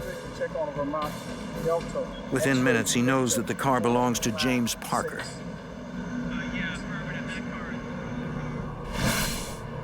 Agents converge on the truck stop. An employee remembers seeing 2 clean-cut teenage boys asking truckers for a ride to California. They were both looking for rides, I think. According to the truck stop employee, one of the boys had dark hair. He wore it spiked. The other boy was blonde. They called themselves Sam and Tyler. Yeah, that's cool. We were able to effectively narrow the time of our trail to their original leaving of the vehicle in Sturbridge, Massachusetts rest area. In Sturbridge, the 2 boys hitched a ride with a husband and wife trucking team. They dropped the boys off at another rest stop. To determine what type of truck they left in from there, based on those aggressive application of FBI resources, immediately sending people to these rest areas. The FBI moves fast. They notify trucking companies and dispatchers that the 2 teenage boys are wanted. They are believed to be armed and dangerous.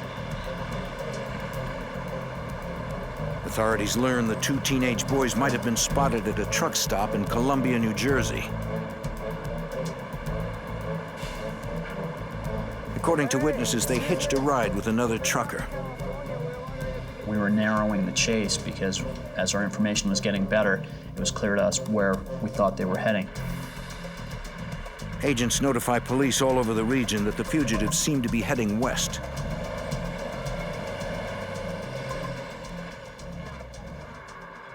February 19th, 4 a.m. 3 weeks after the double homicide, the sheriff in Newcastle, Indiana, listens to the chatter on his CB radio. He hears a trucker ask if somebody can give a ride to 2 boys from New Jersey. They want to go to California. He does not reveal he is a police officer and quickly tells the trucker he'd be happy to give the boys a ride.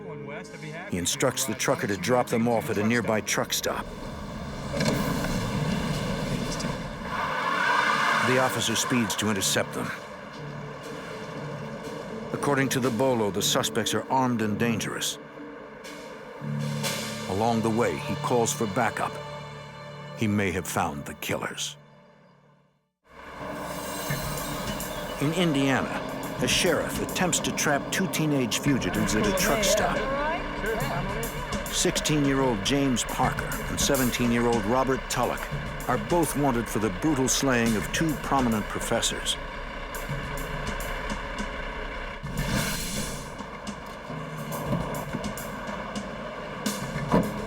At the truck stop, the officer asks the two boys for their names. What's your name? Tyler J. Jones. Tyler J. Jones. What's the J stand for? Jeffrey. Tyler Jason Jones? Jeffrey. Jeffrey. Okay. Where are you from? We're from Encino, California. Can you spell that? E-N-S. How about you? What's your social security number? You don't remember it right now? Hold on a second. Copy that. Look at the description. That's you? You heard that? We've got the suspects here. They identified themselves earlier. Guys, hold the mirror in the car. He takes Parker and Tulloch into custody.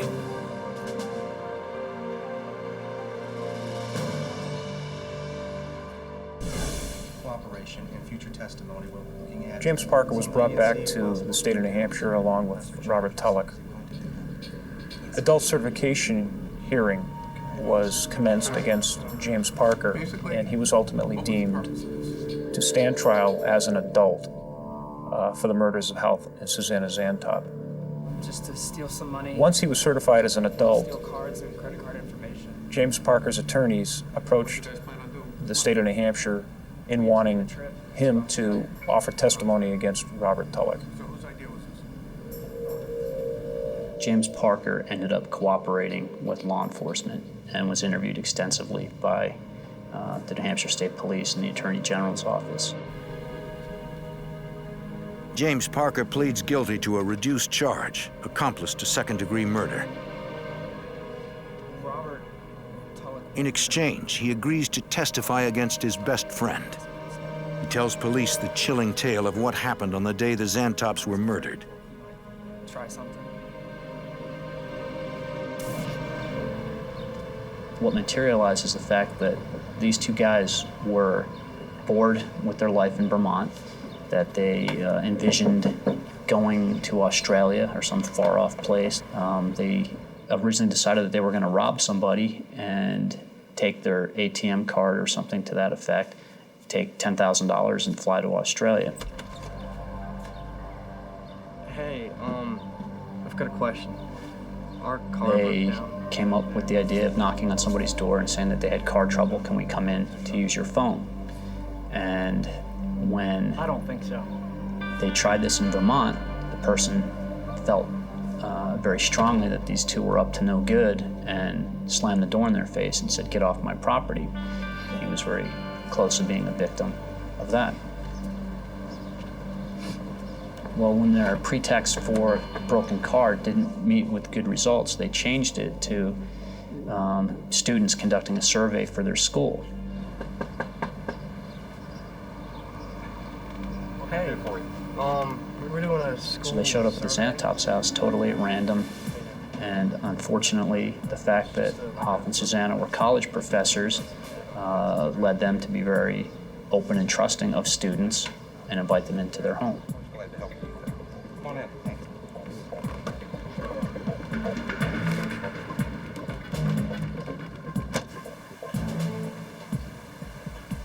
And in the office environment where Hoff was murdered, it was clear that he was sitting at his desk conversing with these two students who were writing their pretend notes and interviewing him, and and then the signal was given to murder him in cold blood right in his office. Susanne and half Zantop were teachers. Is your wife the only person in this house at this They time? believed in helping students. Okay. Well, how long have you been married and what do you do? Tragically, their dedication led to their deaths. You know what?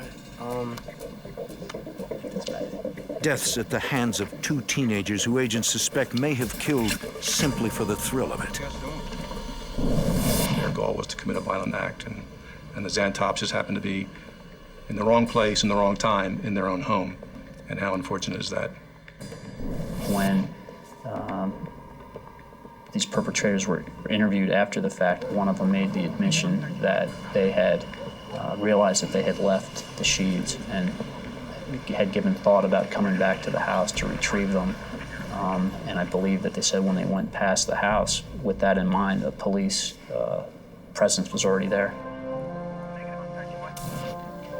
Investigators are searching for some way to explain why Tulloch and Parker murdered the Zantops so brutally. FBI profiler James Fitzgerald sees this type of random violence as part of a terrifying trend. We live in a different society today. Even in our youthful culture, they're constantly exposed to violence. And I believe Parker and Tulloch fit right into that category. The motivation's not to get back to somebody or even up a grudge. So I know, let's go out and just hurt or kill someone. And we're seeing more and more of that, unfortunately. When you left there that night, where did you guys go? We spent considerable amount of time with him, several days, as he went through how he and Robert Tulloch had concocted and eventually perpetrated this crime. He showed no signs of emotion, no signs of remorse for what he had done. I stabbed the Zantops. They were from more or less a middle-class environment, low crime area. It did not have some of the pitfalls that maybe others may be forced to experience in lesser environments. But nonetheless, there was a dysfunctionality about them. And when their chemistry was mixed, a violent outcome was apparently inevitable. Investigators will never know what it was about the two boys and their chemistry that triggered such rage. In April 2002, James Parker is convicted of second-degree murder. He is sentenced to 25 years in prison. Robert Tulloch is convicted of first-degree murder.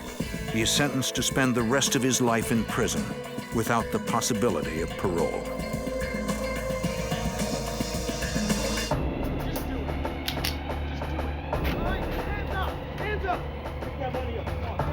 A series of crimes in a small farming community left people reeling in shock and fear. As the hunt for the suspects expanded, they turned to the FBI for help. They traveled over 1,000 miles to find the deadly perpetrators before more innocent victims crossed their path.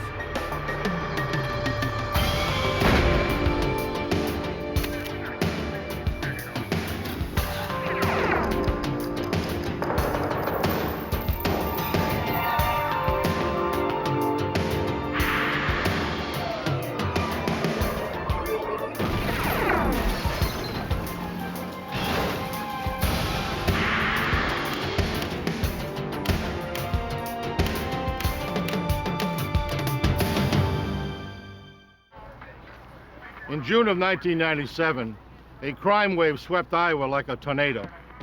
It left a trail of robbery, kidnapping, and murder in its wake. And then it moved on. No one knew where. I'm Jim Kallstrom, former head of the FBI's New York office. The FBI committed its resources to tracking down the suspects. By the time they were identified, they already had a 12-hour lead. The pursuit would take the FBI across 6 states in their efforts to catch the killers.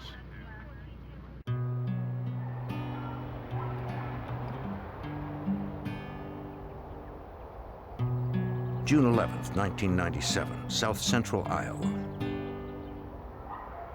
The farming region, rich with crops and livestock, began to stir as dawn became morning. Most farmhands had arrived hours earlier to begin their chores. But one who never missed a shift without calling had failed to show that day. Her boss, a nearby farmer, became worried when he called and got no answer. Since she lived alone, he went to check on her.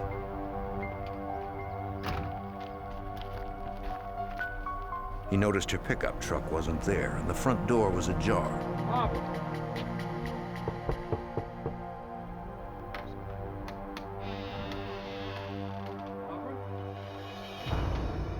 Inside, he found the lifeless body of his farmhand, Barbara Garber. Barbara.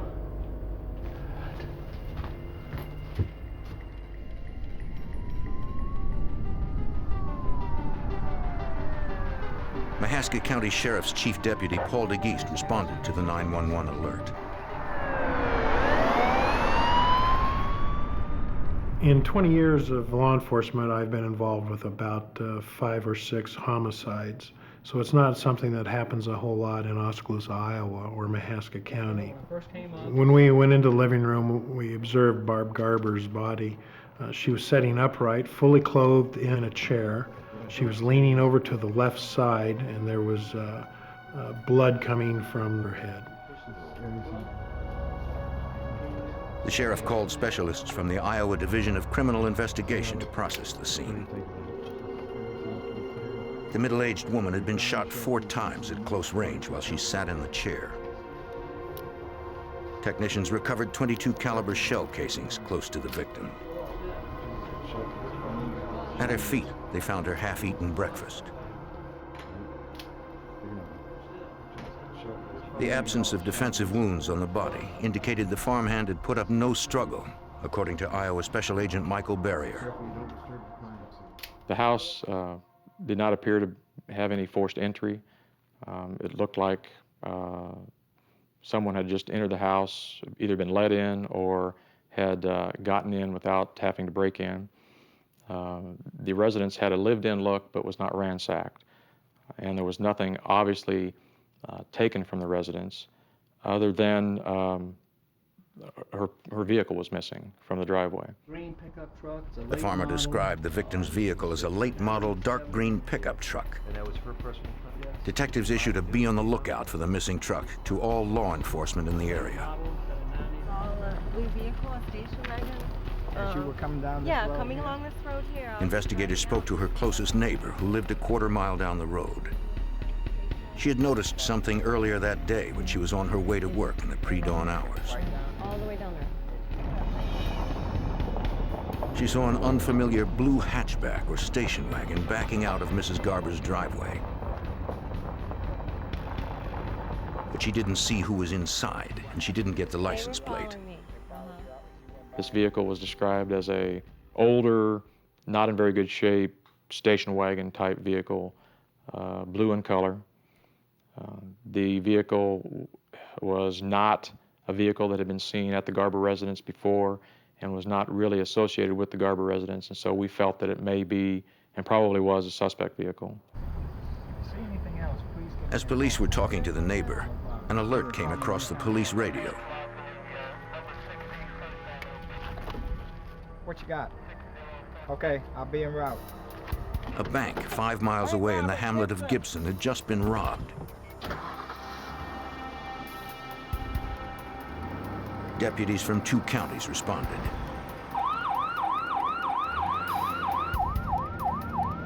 Because deposits are insured by the federal government, the FBI was called in. Yes. The closest field office was 77 miles away in Cedar Rapids. 2 males, armed. Okay. All right, we'll be heading right there. Larry, we got a bank robbery in Gibson. Okay. All right. FBI Special Agent Scott French was assigned the case. 2 males. What are they armed with? All right, bye.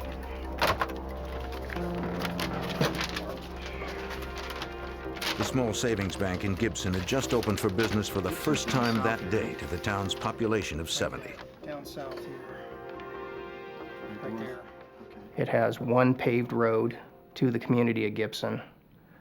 The rest of the area is surrounded by farmland with a few gravel roads leading away from the community.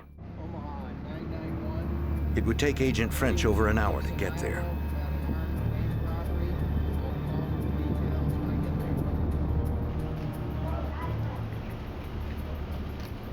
Sheriff's deputies arrived first to secure the crime scene and take witness statements.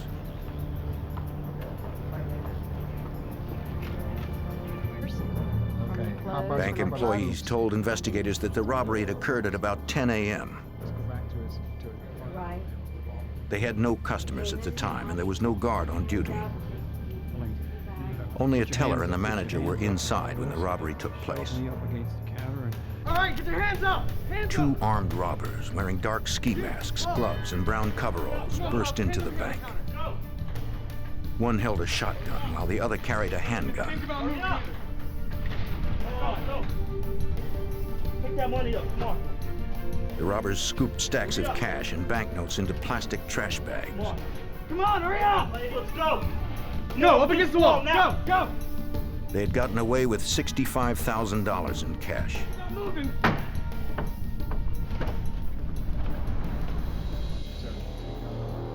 Though they wore masks, bank employees believed both men were white males. The Gibson Savings Bank did not have any security system. That is, no video cameras, no film to have recorded the robbery.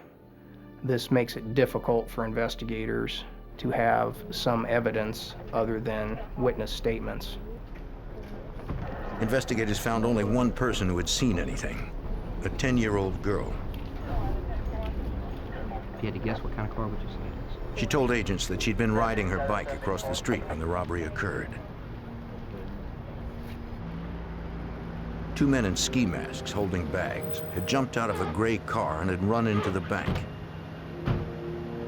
She rode away before the men came out. The girl was either too young or too scared to get the license plate. Police put out an all-points bulletin alerting units to be on the lookout for a gray sedan as a possible getaway vehicle. I felt the robbers in this particular case were from the immediate area. First of all, the Gibson Bank is a very isolated location. Second of all, both individuals were wearing coveralls, which are somewhat indigenous to the working people in these communities. Car 32, car 32. You're board too. 10-4, I got it. The deputy on his way to the robbery scene headed for likely routes the bandits would have used to escape. Central, I'm going to check this out. We have a car matching the description. 2.5 miles from the bank, he noticed a gray sedan, apparently abandoned in the middle of a farm field. No one was in sight. He checked the car and radioed in the license plate number. It was registered to a teenager by the name of Island Schultz, who lived nearby. He thought it was extremely unusual that this vehicle would be sitting where it was. And knowing that they were only just a couple of miles away, he drove to their house. Iowa communities are tight-knit, and the officer happened to know the Schultz family. At the teenager's home, he got no response. The deputy found the front door unlocked. Island?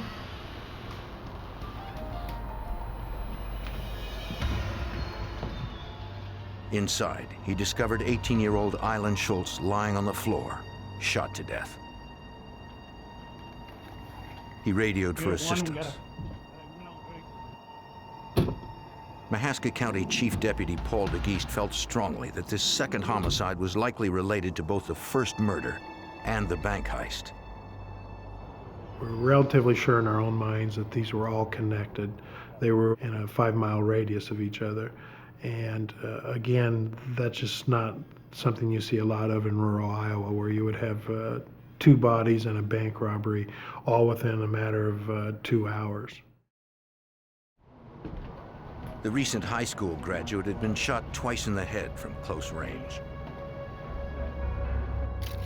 An audio cassette and two .22 caliber shell casings, the same caliber found at the first murder scene, were recovered close to her body. Like the earlier homicide, investigators found no indication of forced entry and no defensive wounds on the young girl. Iowa Special Agent Michael Barrier discovered another important connection to the first murder victim, Barb Garber. A neighborhood canvass in the area of the Schultz residence gave us information that a green pickup truck, newer, in good shape, was seen parked in the Schultz driveway at about 9:30 a.m. that morning. That's interesting to us because Barb Garber's pickup is a newer, dark green Dodge pickup truck. And so we believe that after her truck was stolen from her residence, that it ended up at the Schultz residence. And that tied the two homicides together.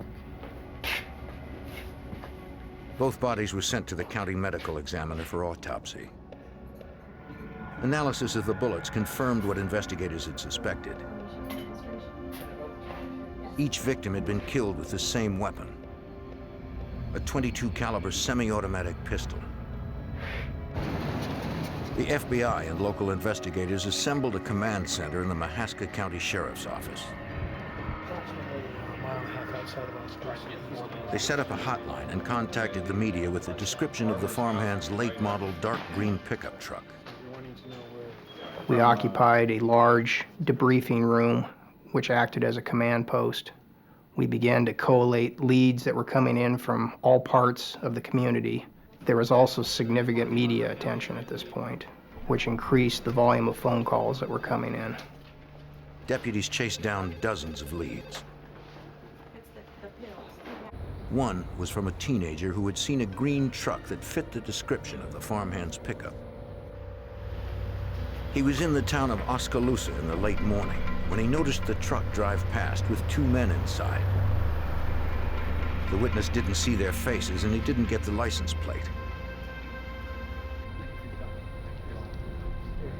It wasn't much to go on since that particular truck was so common in the area. We received dozens upon dozens of sightings, most of which turned out to be absolutely nothing. It was just a green 1997 pickup. And everybody that was driving one at some point in time that day in the Mahaska County area was stopped. Everyone except the driver of the murder victim's truck. Investigators fanned out to search the various small towns in Mahaska County for more promising witnesses. They found one who said he noticed something at around 10:30 or 11 on the morning of the crime spree. He saw a dark green pickup truck near the town of Oskaloosa. The witness identified the driver as a local man whom he'd never seen in that truck before. He claimed there was a passenger inside, but the truck pulled away before he could see who it was. The individual who reported it recognized the driver of that truck as being Jamie McMahon, a person that he knew and knew well enough to have recognized him and was positive that it was Jamie McMahon. He also said that there was a second individual in the truck, but he could not get a close enough look to tell whether it was even a man or a woman, just that there was a second person in the truck. Hey guys, what I want to do is, Don, I want you to take background on Jamie. At the end of the first day, investigators now had the name and face of a possible suspect in the two killings and bank robbery. 22-year-old local Jamie McMahon. Agents and detectives hoped they could catch up with him and his unidentified accomplice before any more lives were lost. On June 12, 1997, the day after two Iowa residents were killed and a bank was robbed, the FBI and local authorities had the name of a possible suspect, 22-year-old Jamie McMahon. McMahon was last seen driving a green pickup that fit the description of the missing vehicle owned by one of the murdered women. Investigators believe that an unidentified passenger traveling with him may be an accomplice.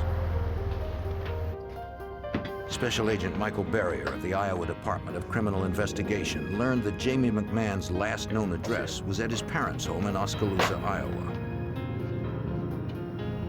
His parents were concerned to hear from Agent Barrier because they hadn't seen their son since the crimes had occurred. When we spoke to friends and family about Jamie McMahon, we found that he had been a good kid, hard worker, but that in the past few months prior to these crimes, his personality had changed somewhat, that he began to lose weight, that he had stopped working, and that it just appeared that he was having problems. You mind if I ask Investigators arrived at McMahon's home to search the house and find out more from his parents. This won't take long for you to provide us with help. Over the past several weeks, McMahon had been spending a lot of time with his 18-year-old stepbrother, Christopher Kaufman. Kaufman lived close by, but the two had different sets of friends and normally didn't see each other much. Lately, they'd been inseparable. Now, both were missing. These are good. Because the bank had been robbed by two individuals, and because the witness had seen McMahon driving a truck with a second individual, we just had to assume that Chris Kaufman was the second person with Jamie McMahon. Detectives interviewed McMahon's friends, who remembered seeing him with Christopher Kaufman late on the night before the crimes, driving an old blue station wagon. One friend had lent McMahon the car for the past few months, since the suspect couldn't afford one, according to Mahaska County Sheriff's Chief Deputy Paul DeGeest. This vehicle was a blue station wagon, which would appear to be a hatchback type vehicle if you just drove past the back of it. This would also tie in with the vehicle that the neighbors seen in Barb Garber's driveway earlier that morning. Investigators searched the car, but found no evidence that physically connected McMahon or Kaufman to Barbara Garber's murder. Any unusual behavior? McMahon's friends mentioned that he had always wanted a dark green pickup like the victims, but the sticker price was out of his range. Jamie had an infatuation with this particular type of vehicle. Earlier that year, he had one on order that fit the same as what Barb Garber's was, and did not have the money to pay for it, so he canceled the order. His friends added that the day before the murder, McMahon had stopped by with Kaufman to borrow something else.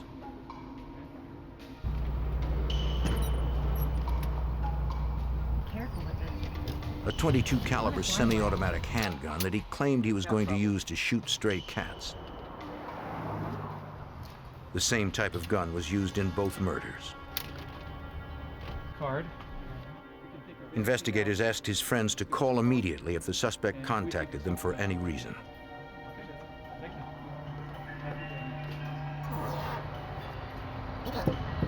Authorities learned from several other friends that the suspected murderer had recently been abusing the drug methamphetamine. FBI Special Agent Scott French was concerned about McMahon's mental state, since the illegal drug is an addictive stimulant. Abusers of methamphetamine suffer a variety of side effects, one of which is they can be awake for several days. Second is they have loss of appetite. But of a greater concern to law enforcement is they have significantly clouded judgment. They become increasingly paranoid, and they may be easily agitated. A widespread manhunt was launched for the stepbrothers in the dark green pickup truck that was still missing. 5:30, the neighborhood canvas revealed that a small blue car was seen at the Garber residence. Agents and police also notified additional law enforcement agencies and media outlets throughout the Midwest. Warrants for murder and unlawful flight to avoid prosecution were issued for McMahon and Kaufman. Initially, we felt that they had left the state, and we could only speculate as to where. Most of the investigators there felt very strongly that they were probably headed for Mexico. Investigators revisited the homes of the pair's friends and family, figuring they would try to contact them. We're going to put a recording device on the end of the phone. McMahon's ex-girlfriend gave the FBI permission to install a phone tap and recorder. figure out where he's at and what's If going on. McMahon called, Okay. agents would be ready to trace his location. As the manhunt for McMahon and Kaufman continued, a call came into the task force office. Two sets of local parents reported that their teenage daughters were missing. The high school girls, 16 and 17, had not been home since the previous evening. They were best friends and were always together. With two killers on the loose, the parents feared for the girls' lives. Investigators discovered that McMahon and Kaufman had been partying with several girls at a motel in Oskaloosa the night before the crime spree.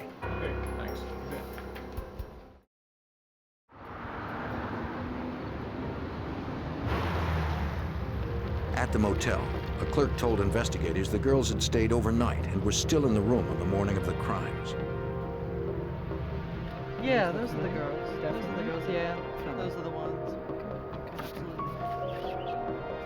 The employee saw McMahon and Kaufman with a green truck later on that same day. She said the two girls left with the stepbrothers. Yeah. Investigators issued another nationwide bulletin that the fugitives McMahon and Kaufman were last seen in Iowa traveling with two teenage girls. We were concerned for the safety of the girls. I believed at the time that if Jamie McMahon was willing to kill someone he knew, that the girls may be in danger. Investigators responded to a promising tip that came into the hotline. McMahon and Kaufman had been spotted at a trailer several miles away from their family home. Investigators had no way of knowing if they were still armed, high on methamphetamine, or if the teenage girls were still with them. Not wanting to take any chances and not knowing their mental state, we had the FBI SWAT team come in. Basically, we surrounded the cabin and came in from several different directions.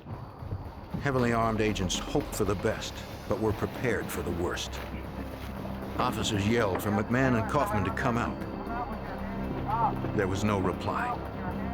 The police team stormed in, ready to use deadly force. In June of 1997, the FBI and Iowa investigators stormed a trailer in a remote field on the second day of a nationwide manhunt for 22-year-old Jamie McMahon and his 18-year-old stepbrother, Chris Kaufman. The pair were suspected in 2 murders and robbing $65,000 from a bank. 2 missing teenage girls were believed to be with them.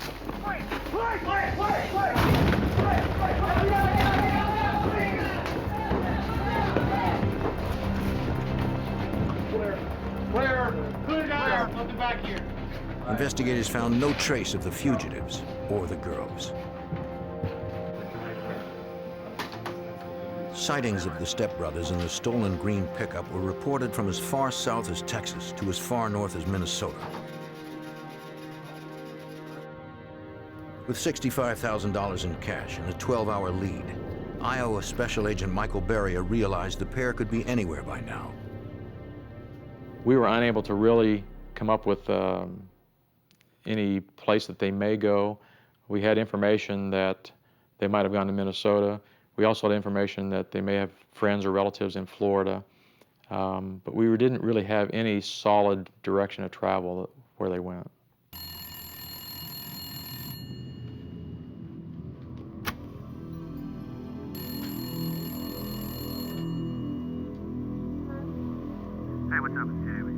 After 7 days of searching, the FBI got the call they'd been hoping for. Yeah, they're looking all over the place for you. Agents were ready with a phone tap when Jamie McMahon called his ex-girlfriend. During the call, McMahon asked if authorities had any idea who killed Mrs. Garber and Eileen Schultz. He was fishing for information. He was trying to see what we knew and whether we even knew that they were suspects in the case. And she just told him, you know, what did you do and why are they looking for you? And he became aware quite quickly that he was a suspect and that we did know that they were involved. And he hung up.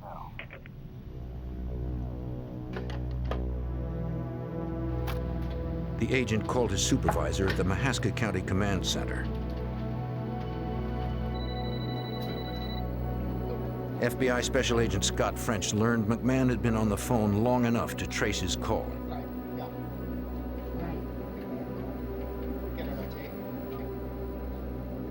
After we received the phone call from McMahon, I began the process of trying to track down the number from where he called. At some point, we reached a snag with a phone company outside the area, wherein they could not determine or provide the number until the following day. Agents learned that the suspected killer had called from a hotel in Kissimmee, Florida. The employee recognized photos of the two fugitives and confirmed the two teenage girls were with them. Are they in this hotel? Are they registered here? Are they in the hotel at this time? Please check. No, they checked out. But they had all just left. When did they leave? The phone company's delay had given McMahon and Kaufman just enough time to stay ahead of law enforcement. McMahon and Kaufman are gone. We missed them. So they know we're looking for them now. They know we're looking for them. Good. Agents were concerned that McMahon and Kaufman would be more difficult to find now, since they knew the FBI were on their trail. All right, well, thanks, and I'll get back on this. All right. All right. Though authorities had missed McMahon and Kaufman in Florida, the two teenage girls who had been traveling with the fugitives returned home safely to their parents. Parents, take a seat, get some coffee. Investigators questioned the girls about the time they spent with McMahon and Kaufman. The teenagers confirmed that they had stayed with the young men at the Oskaloosa Motel on the night prior to the crimes. The next morning, McMahon and Kaufman came by in a green pickup with a lot of cash. McMahon, the eldest of the group at 22, offered them a free trip to Florida. The impressionable teenage girls agreed to go with the stepbrothers and didn't ask a lot of questions. The girls told us that they weren't aware that there'd been a homicide, and they weren't really aware that there'd been a bank robbery as such, but they were aware that something had happened to allow McMahon and Kaufman to have so much money. The girls told investigators that on their way out of town, they stopped by the Des Moines River. One of the stepbrothers threw a duffel bag into the water, but he never told them what was inside. After that, the four of them drove south toward Florida. For the first week of this trip with McMahon and Kaufman, the girls treated it like it was a vacation. They were having a good time. They were eating out. They were going to amusement parks. One of their first stops was in Branson, Missouri. There, the four entertained themselves on carnival rides. The girls said they took photos along the way. They had with them a couple of Instamatic cameras, and we took those cameras and had the film developed, and we had photographs of McMahon and Kaufman, and one picture in particular is of Chris Kaufman sitting in Barb Garber's pickup truck. After their trip to Disney World, the girls said that McMahon and Kaufman finally confessed to them about the murders and the bank robbery. Kaufman had dyed his hair blonde to disguise himself. High on methamphetamine, the armed men also told the girls they wouldn't mind killing them as well. The girls were frightened and told the fugitives they wanted to return home. All right, look, here. McMahon gave them money for a taxi and train fare Should be back enough to here to get y'all Iowa. back home.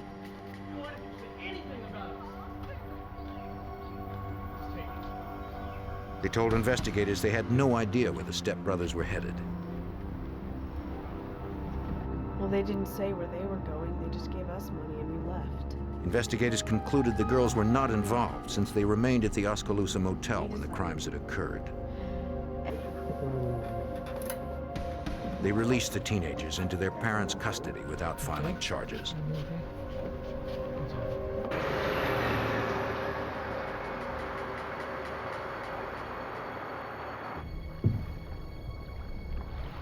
On the Des Moines River, an off-duty Iowa trooper happened to come across a bag in the water.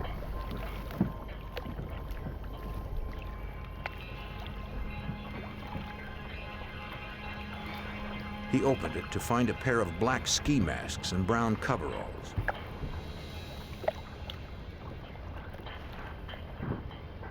The officer also found a wallet with a driver's license. He contacted police and gave them the evidence. The wallet and driver's license belonged to the murdered Island Schultz. The clothing matched what the robbers were wearing when they made off with $65,000 in cash from an Iowa bank. Jamie McMahon and Christopher Kaufman remained the prime suspects, and they were still out there, armed and strung out. On June 30th, 1997, 19 days after the search for McMahon and Kaufman began, a call came into the Escambia County Sheriff's Department in Florida. A motorist in Pensacola wanted to talk to police. Everybody involved in this that you can, okay? He told them he was driving on a nearby highway when he noticed a green pickup. The night before, he had seen a story about the manhunt for McMahon and Kaufman on television. The truck seemed to fit the description of the fugitive's vehicle. The motorist pulled alongside to get a closer look. He thought the driver looked exactly like the man featured on the show. The truck also had Iowa tags. The motorist pulled off and phoned police. South, east, and west of the area. The Escambia County Sheriff's Department realized the motorist's description of the truck matched the one Iowa authorities were looking for. Compass and compass right there. Iowa authorities wanted to be sure this wasn't just another false lead. It seemed promising, since the suspected murderers were last seen in Florida. They confirmed the license number and sent photos of the stepbrothers to the sheriffs in Pensacola. That's the same guy I'm thinking of. Iowa investigators alerted them to use caution, since the fugitive pair were considered armed and dangerous. Pick up something and come back over here. You set a roadblock around Pensacola and all surrounding counties. An urgent be on the lookout was issued for the green truck in the Pensacola area. Deputies searched local roads, shopping centers, and motel parking lots for any sign of the fugitives or the stolen green pickup truck.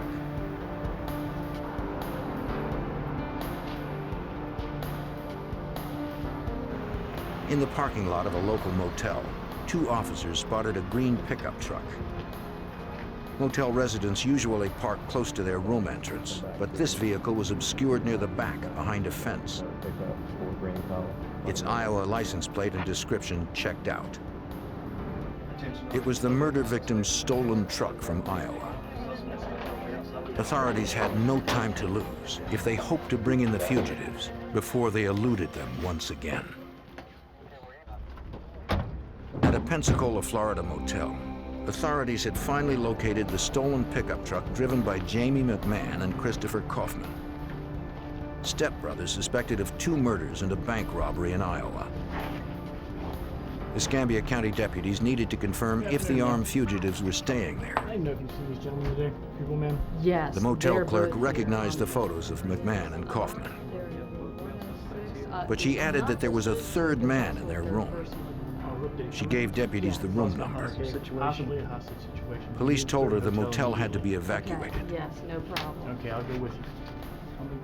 Fearing that the stepbrothers had possibly taken a hostage, deputies called in a hostage negotiating team. We know they've killed 2 already. Escambia County Sheriff Sergeant Jerry Cox was in charge. We want to establish a command post in this area. We knew they were armed. We knew that they were murder suspects. We knew they were bank robbers. They were seriously violent criminal individuals. So we got the call out. Our SWAT team and crisis negotiators got the call out, and we responded to the motel. The motel was evacuated.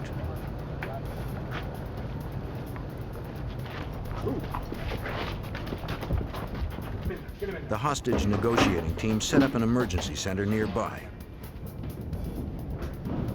SWAT teams took up positions near McMahon and Kaufman's room.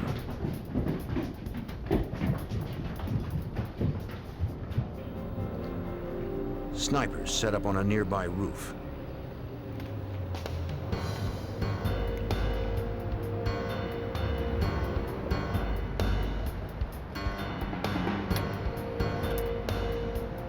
No one knew the situation with the third man or his relationship with the stepbrothers. They had no way of knowing if they were all still inside. The negotiator secured the line and attempted to get them on the phone. Okay, we got the line.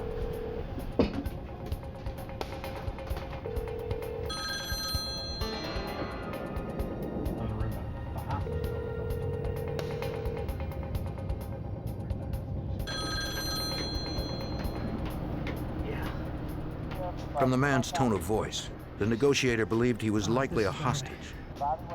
When I made contact with the room, the first individual that I talked to was the hostage himself. He gave me a false name, and I began to try to talk to him a little bit, knowing that was not the correct name, of course, and try to find out what his situation was, what his physical condition was, and what the situation was in the room. The man said he had just met the fugitives hitchhiking and stayed with them to party for a while. The stepbrothers had been awake for almost 4 days, high on meth, and now they were finally crashing. There's no way. They'll shoot. The man had since become aware they were murder suspects and that they were still armed. He was absolutely frightened out of his mind. He did not know what to do, and he knew that they were willing to take life. They had made statements to him that they would not be taken alive, and therefore he was afraid to make any moves because of what they might do to him. Bobby? The negotiator tried to convince him to leave the room, but the rescue team would be at the door when he emerged. While the man considered what to do, McMahon woke up. All night. Well, yeah, one of them's getting up. But it's cops, man. You guys gotta let me out of here. One of my major concerns was the fact that they were known drug users and had been partying for a number of days. When people are under the influence of drugs or alcohol, when it comes to negotiations, one of the things you have to be aware of is how those chemicals can alter a person's personality and alter their reactions. They might be extremely aggressive. Due to their 3-week drug binge, it became clear to the negotiator that the fugitives were not thinking clearly, if at all. What are you talking to the cops for? Calm down, man. Whoa, calm down. Here. His first concern was to get the third man out safely without more bloodshed. Authorities were all too aware that the situation could turn violent quickly. Paramount in my mind was the fact that if they killed 2 already, and both those murders, based on my information, were cold-blooded, calculated murders with no thought given whatsoever to the consequences, that they could easily do that again. Hold on. Shoot everybody. Calm down. Just sit down. Calm down, man. Just hold on. No, man. Put that away. Put that away, man. Who is this? Chill. Calm down, man. Just hold on. Sharpshooters stood at the ready. The negotiator tried to convince them to let the man out of the room before someone else was killed. Shouldn't have done that, man. Man, what do you want? He's not us. I'm out. No way, man. Just gonna walk out? There's no way. All right, fine. You don't mean nothing crap to us. Let the hostage go. Man, Chris, let him go, man. After 2 hours, the armed men finally allowed him to leave unharmed. Here, put your hands on top of your head. Come towards me. Come towards me. Towards me.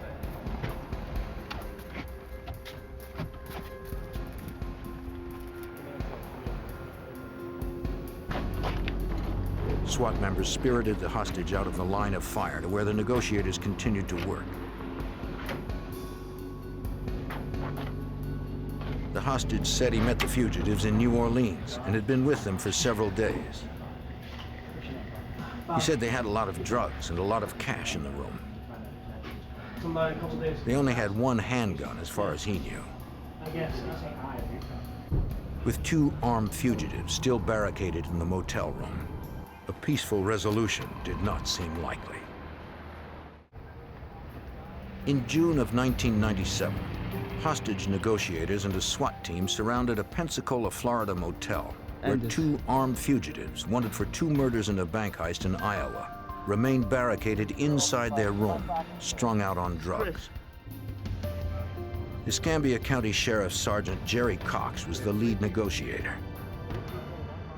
It's the most difficult segment of the negotiations for me, was to try to overcome the emotional state that they were in as a result of their drug use, their prolonged activity of being awake for so long, and to try to direct them in a peaceful resolution. He spoke to 18-year-old Christopher Kaufman for some time. This is Chris. We're gonna kill everybody. The young fugitive was aware that he was surrounded by police. Sergeant Cox tried to convince him to do the sensible thing and come out unarmed. But one of the things I was able to learn from Kaufman was that he was tired, that he was just too physically and mentally exhausted to be making an awful lot of decisions. Worn out, Kaufman passed the phone to his 22-year-old stepbrother, Jamie McMahon. Hello? What? The negotiator noticed that McMahon seemed more lucid, more mature than his younger brother. He used it as a hook to separate the two. So I told him, I said, it's obvious to me that you're the one who's running the show in there. I need you to take charge and do something for me. And he said, what is that? And I said, well, what I need you to do is I need you to take care of your brother. I need you to get him out of there. Look, just go. The strategy worked. Man, just go. I started this. Let me finish. Movement, red one, white male. Chris, man, I just want you to go. McMahon didn't want his brother to suffer no, whatever look at me, man. You consequences just gotta McMahon go. was going to face by staying in the room. Go.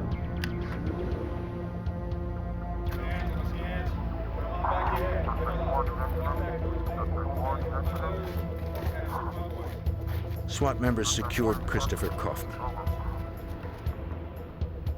Now, only his stepbrother remained. McMahon teetered between indecision and despair.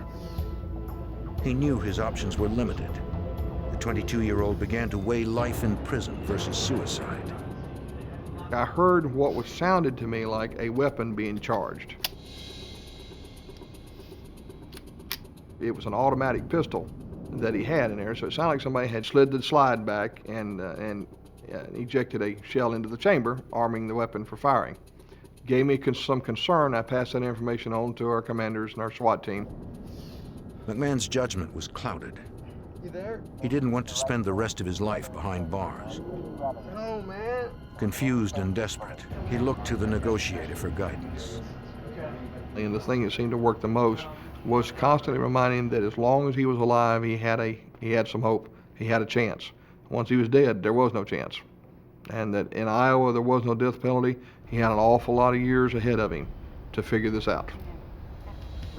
McMahon relented to the negotiator's insight.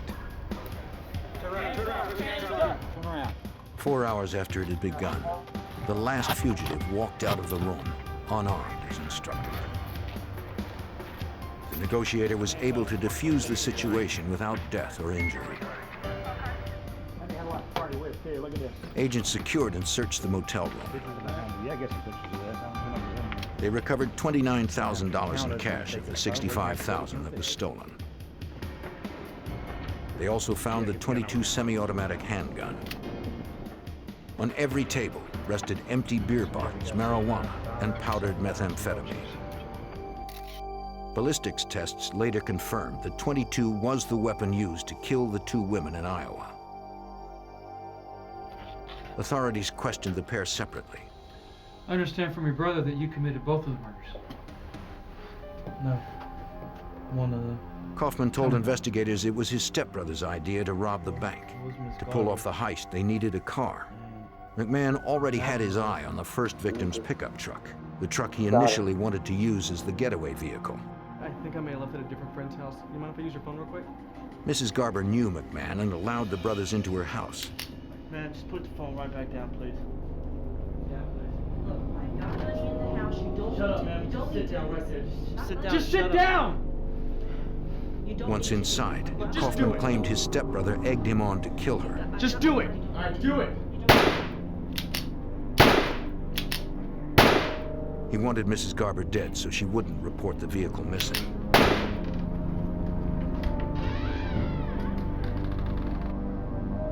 Kaufman said he shot Barbara Garber twice, then again to make sure she was dead. Since McMahon loved her truck so much, he wanted to keep it and steal a different vehicle to use in the robbery. McMahon decided to try another friend of his, Island Schultz. Hey. You remember my brother Chris, right? Hey, we are really out of gas, so can we borrow some money? Sure, no problem. Come on in. We got some. Like Mrs. Garber, their second victim let McMahon in along with Kaufman. The pair claimed they needed money for gas. She lent them $5. That's fine for now. Yeah.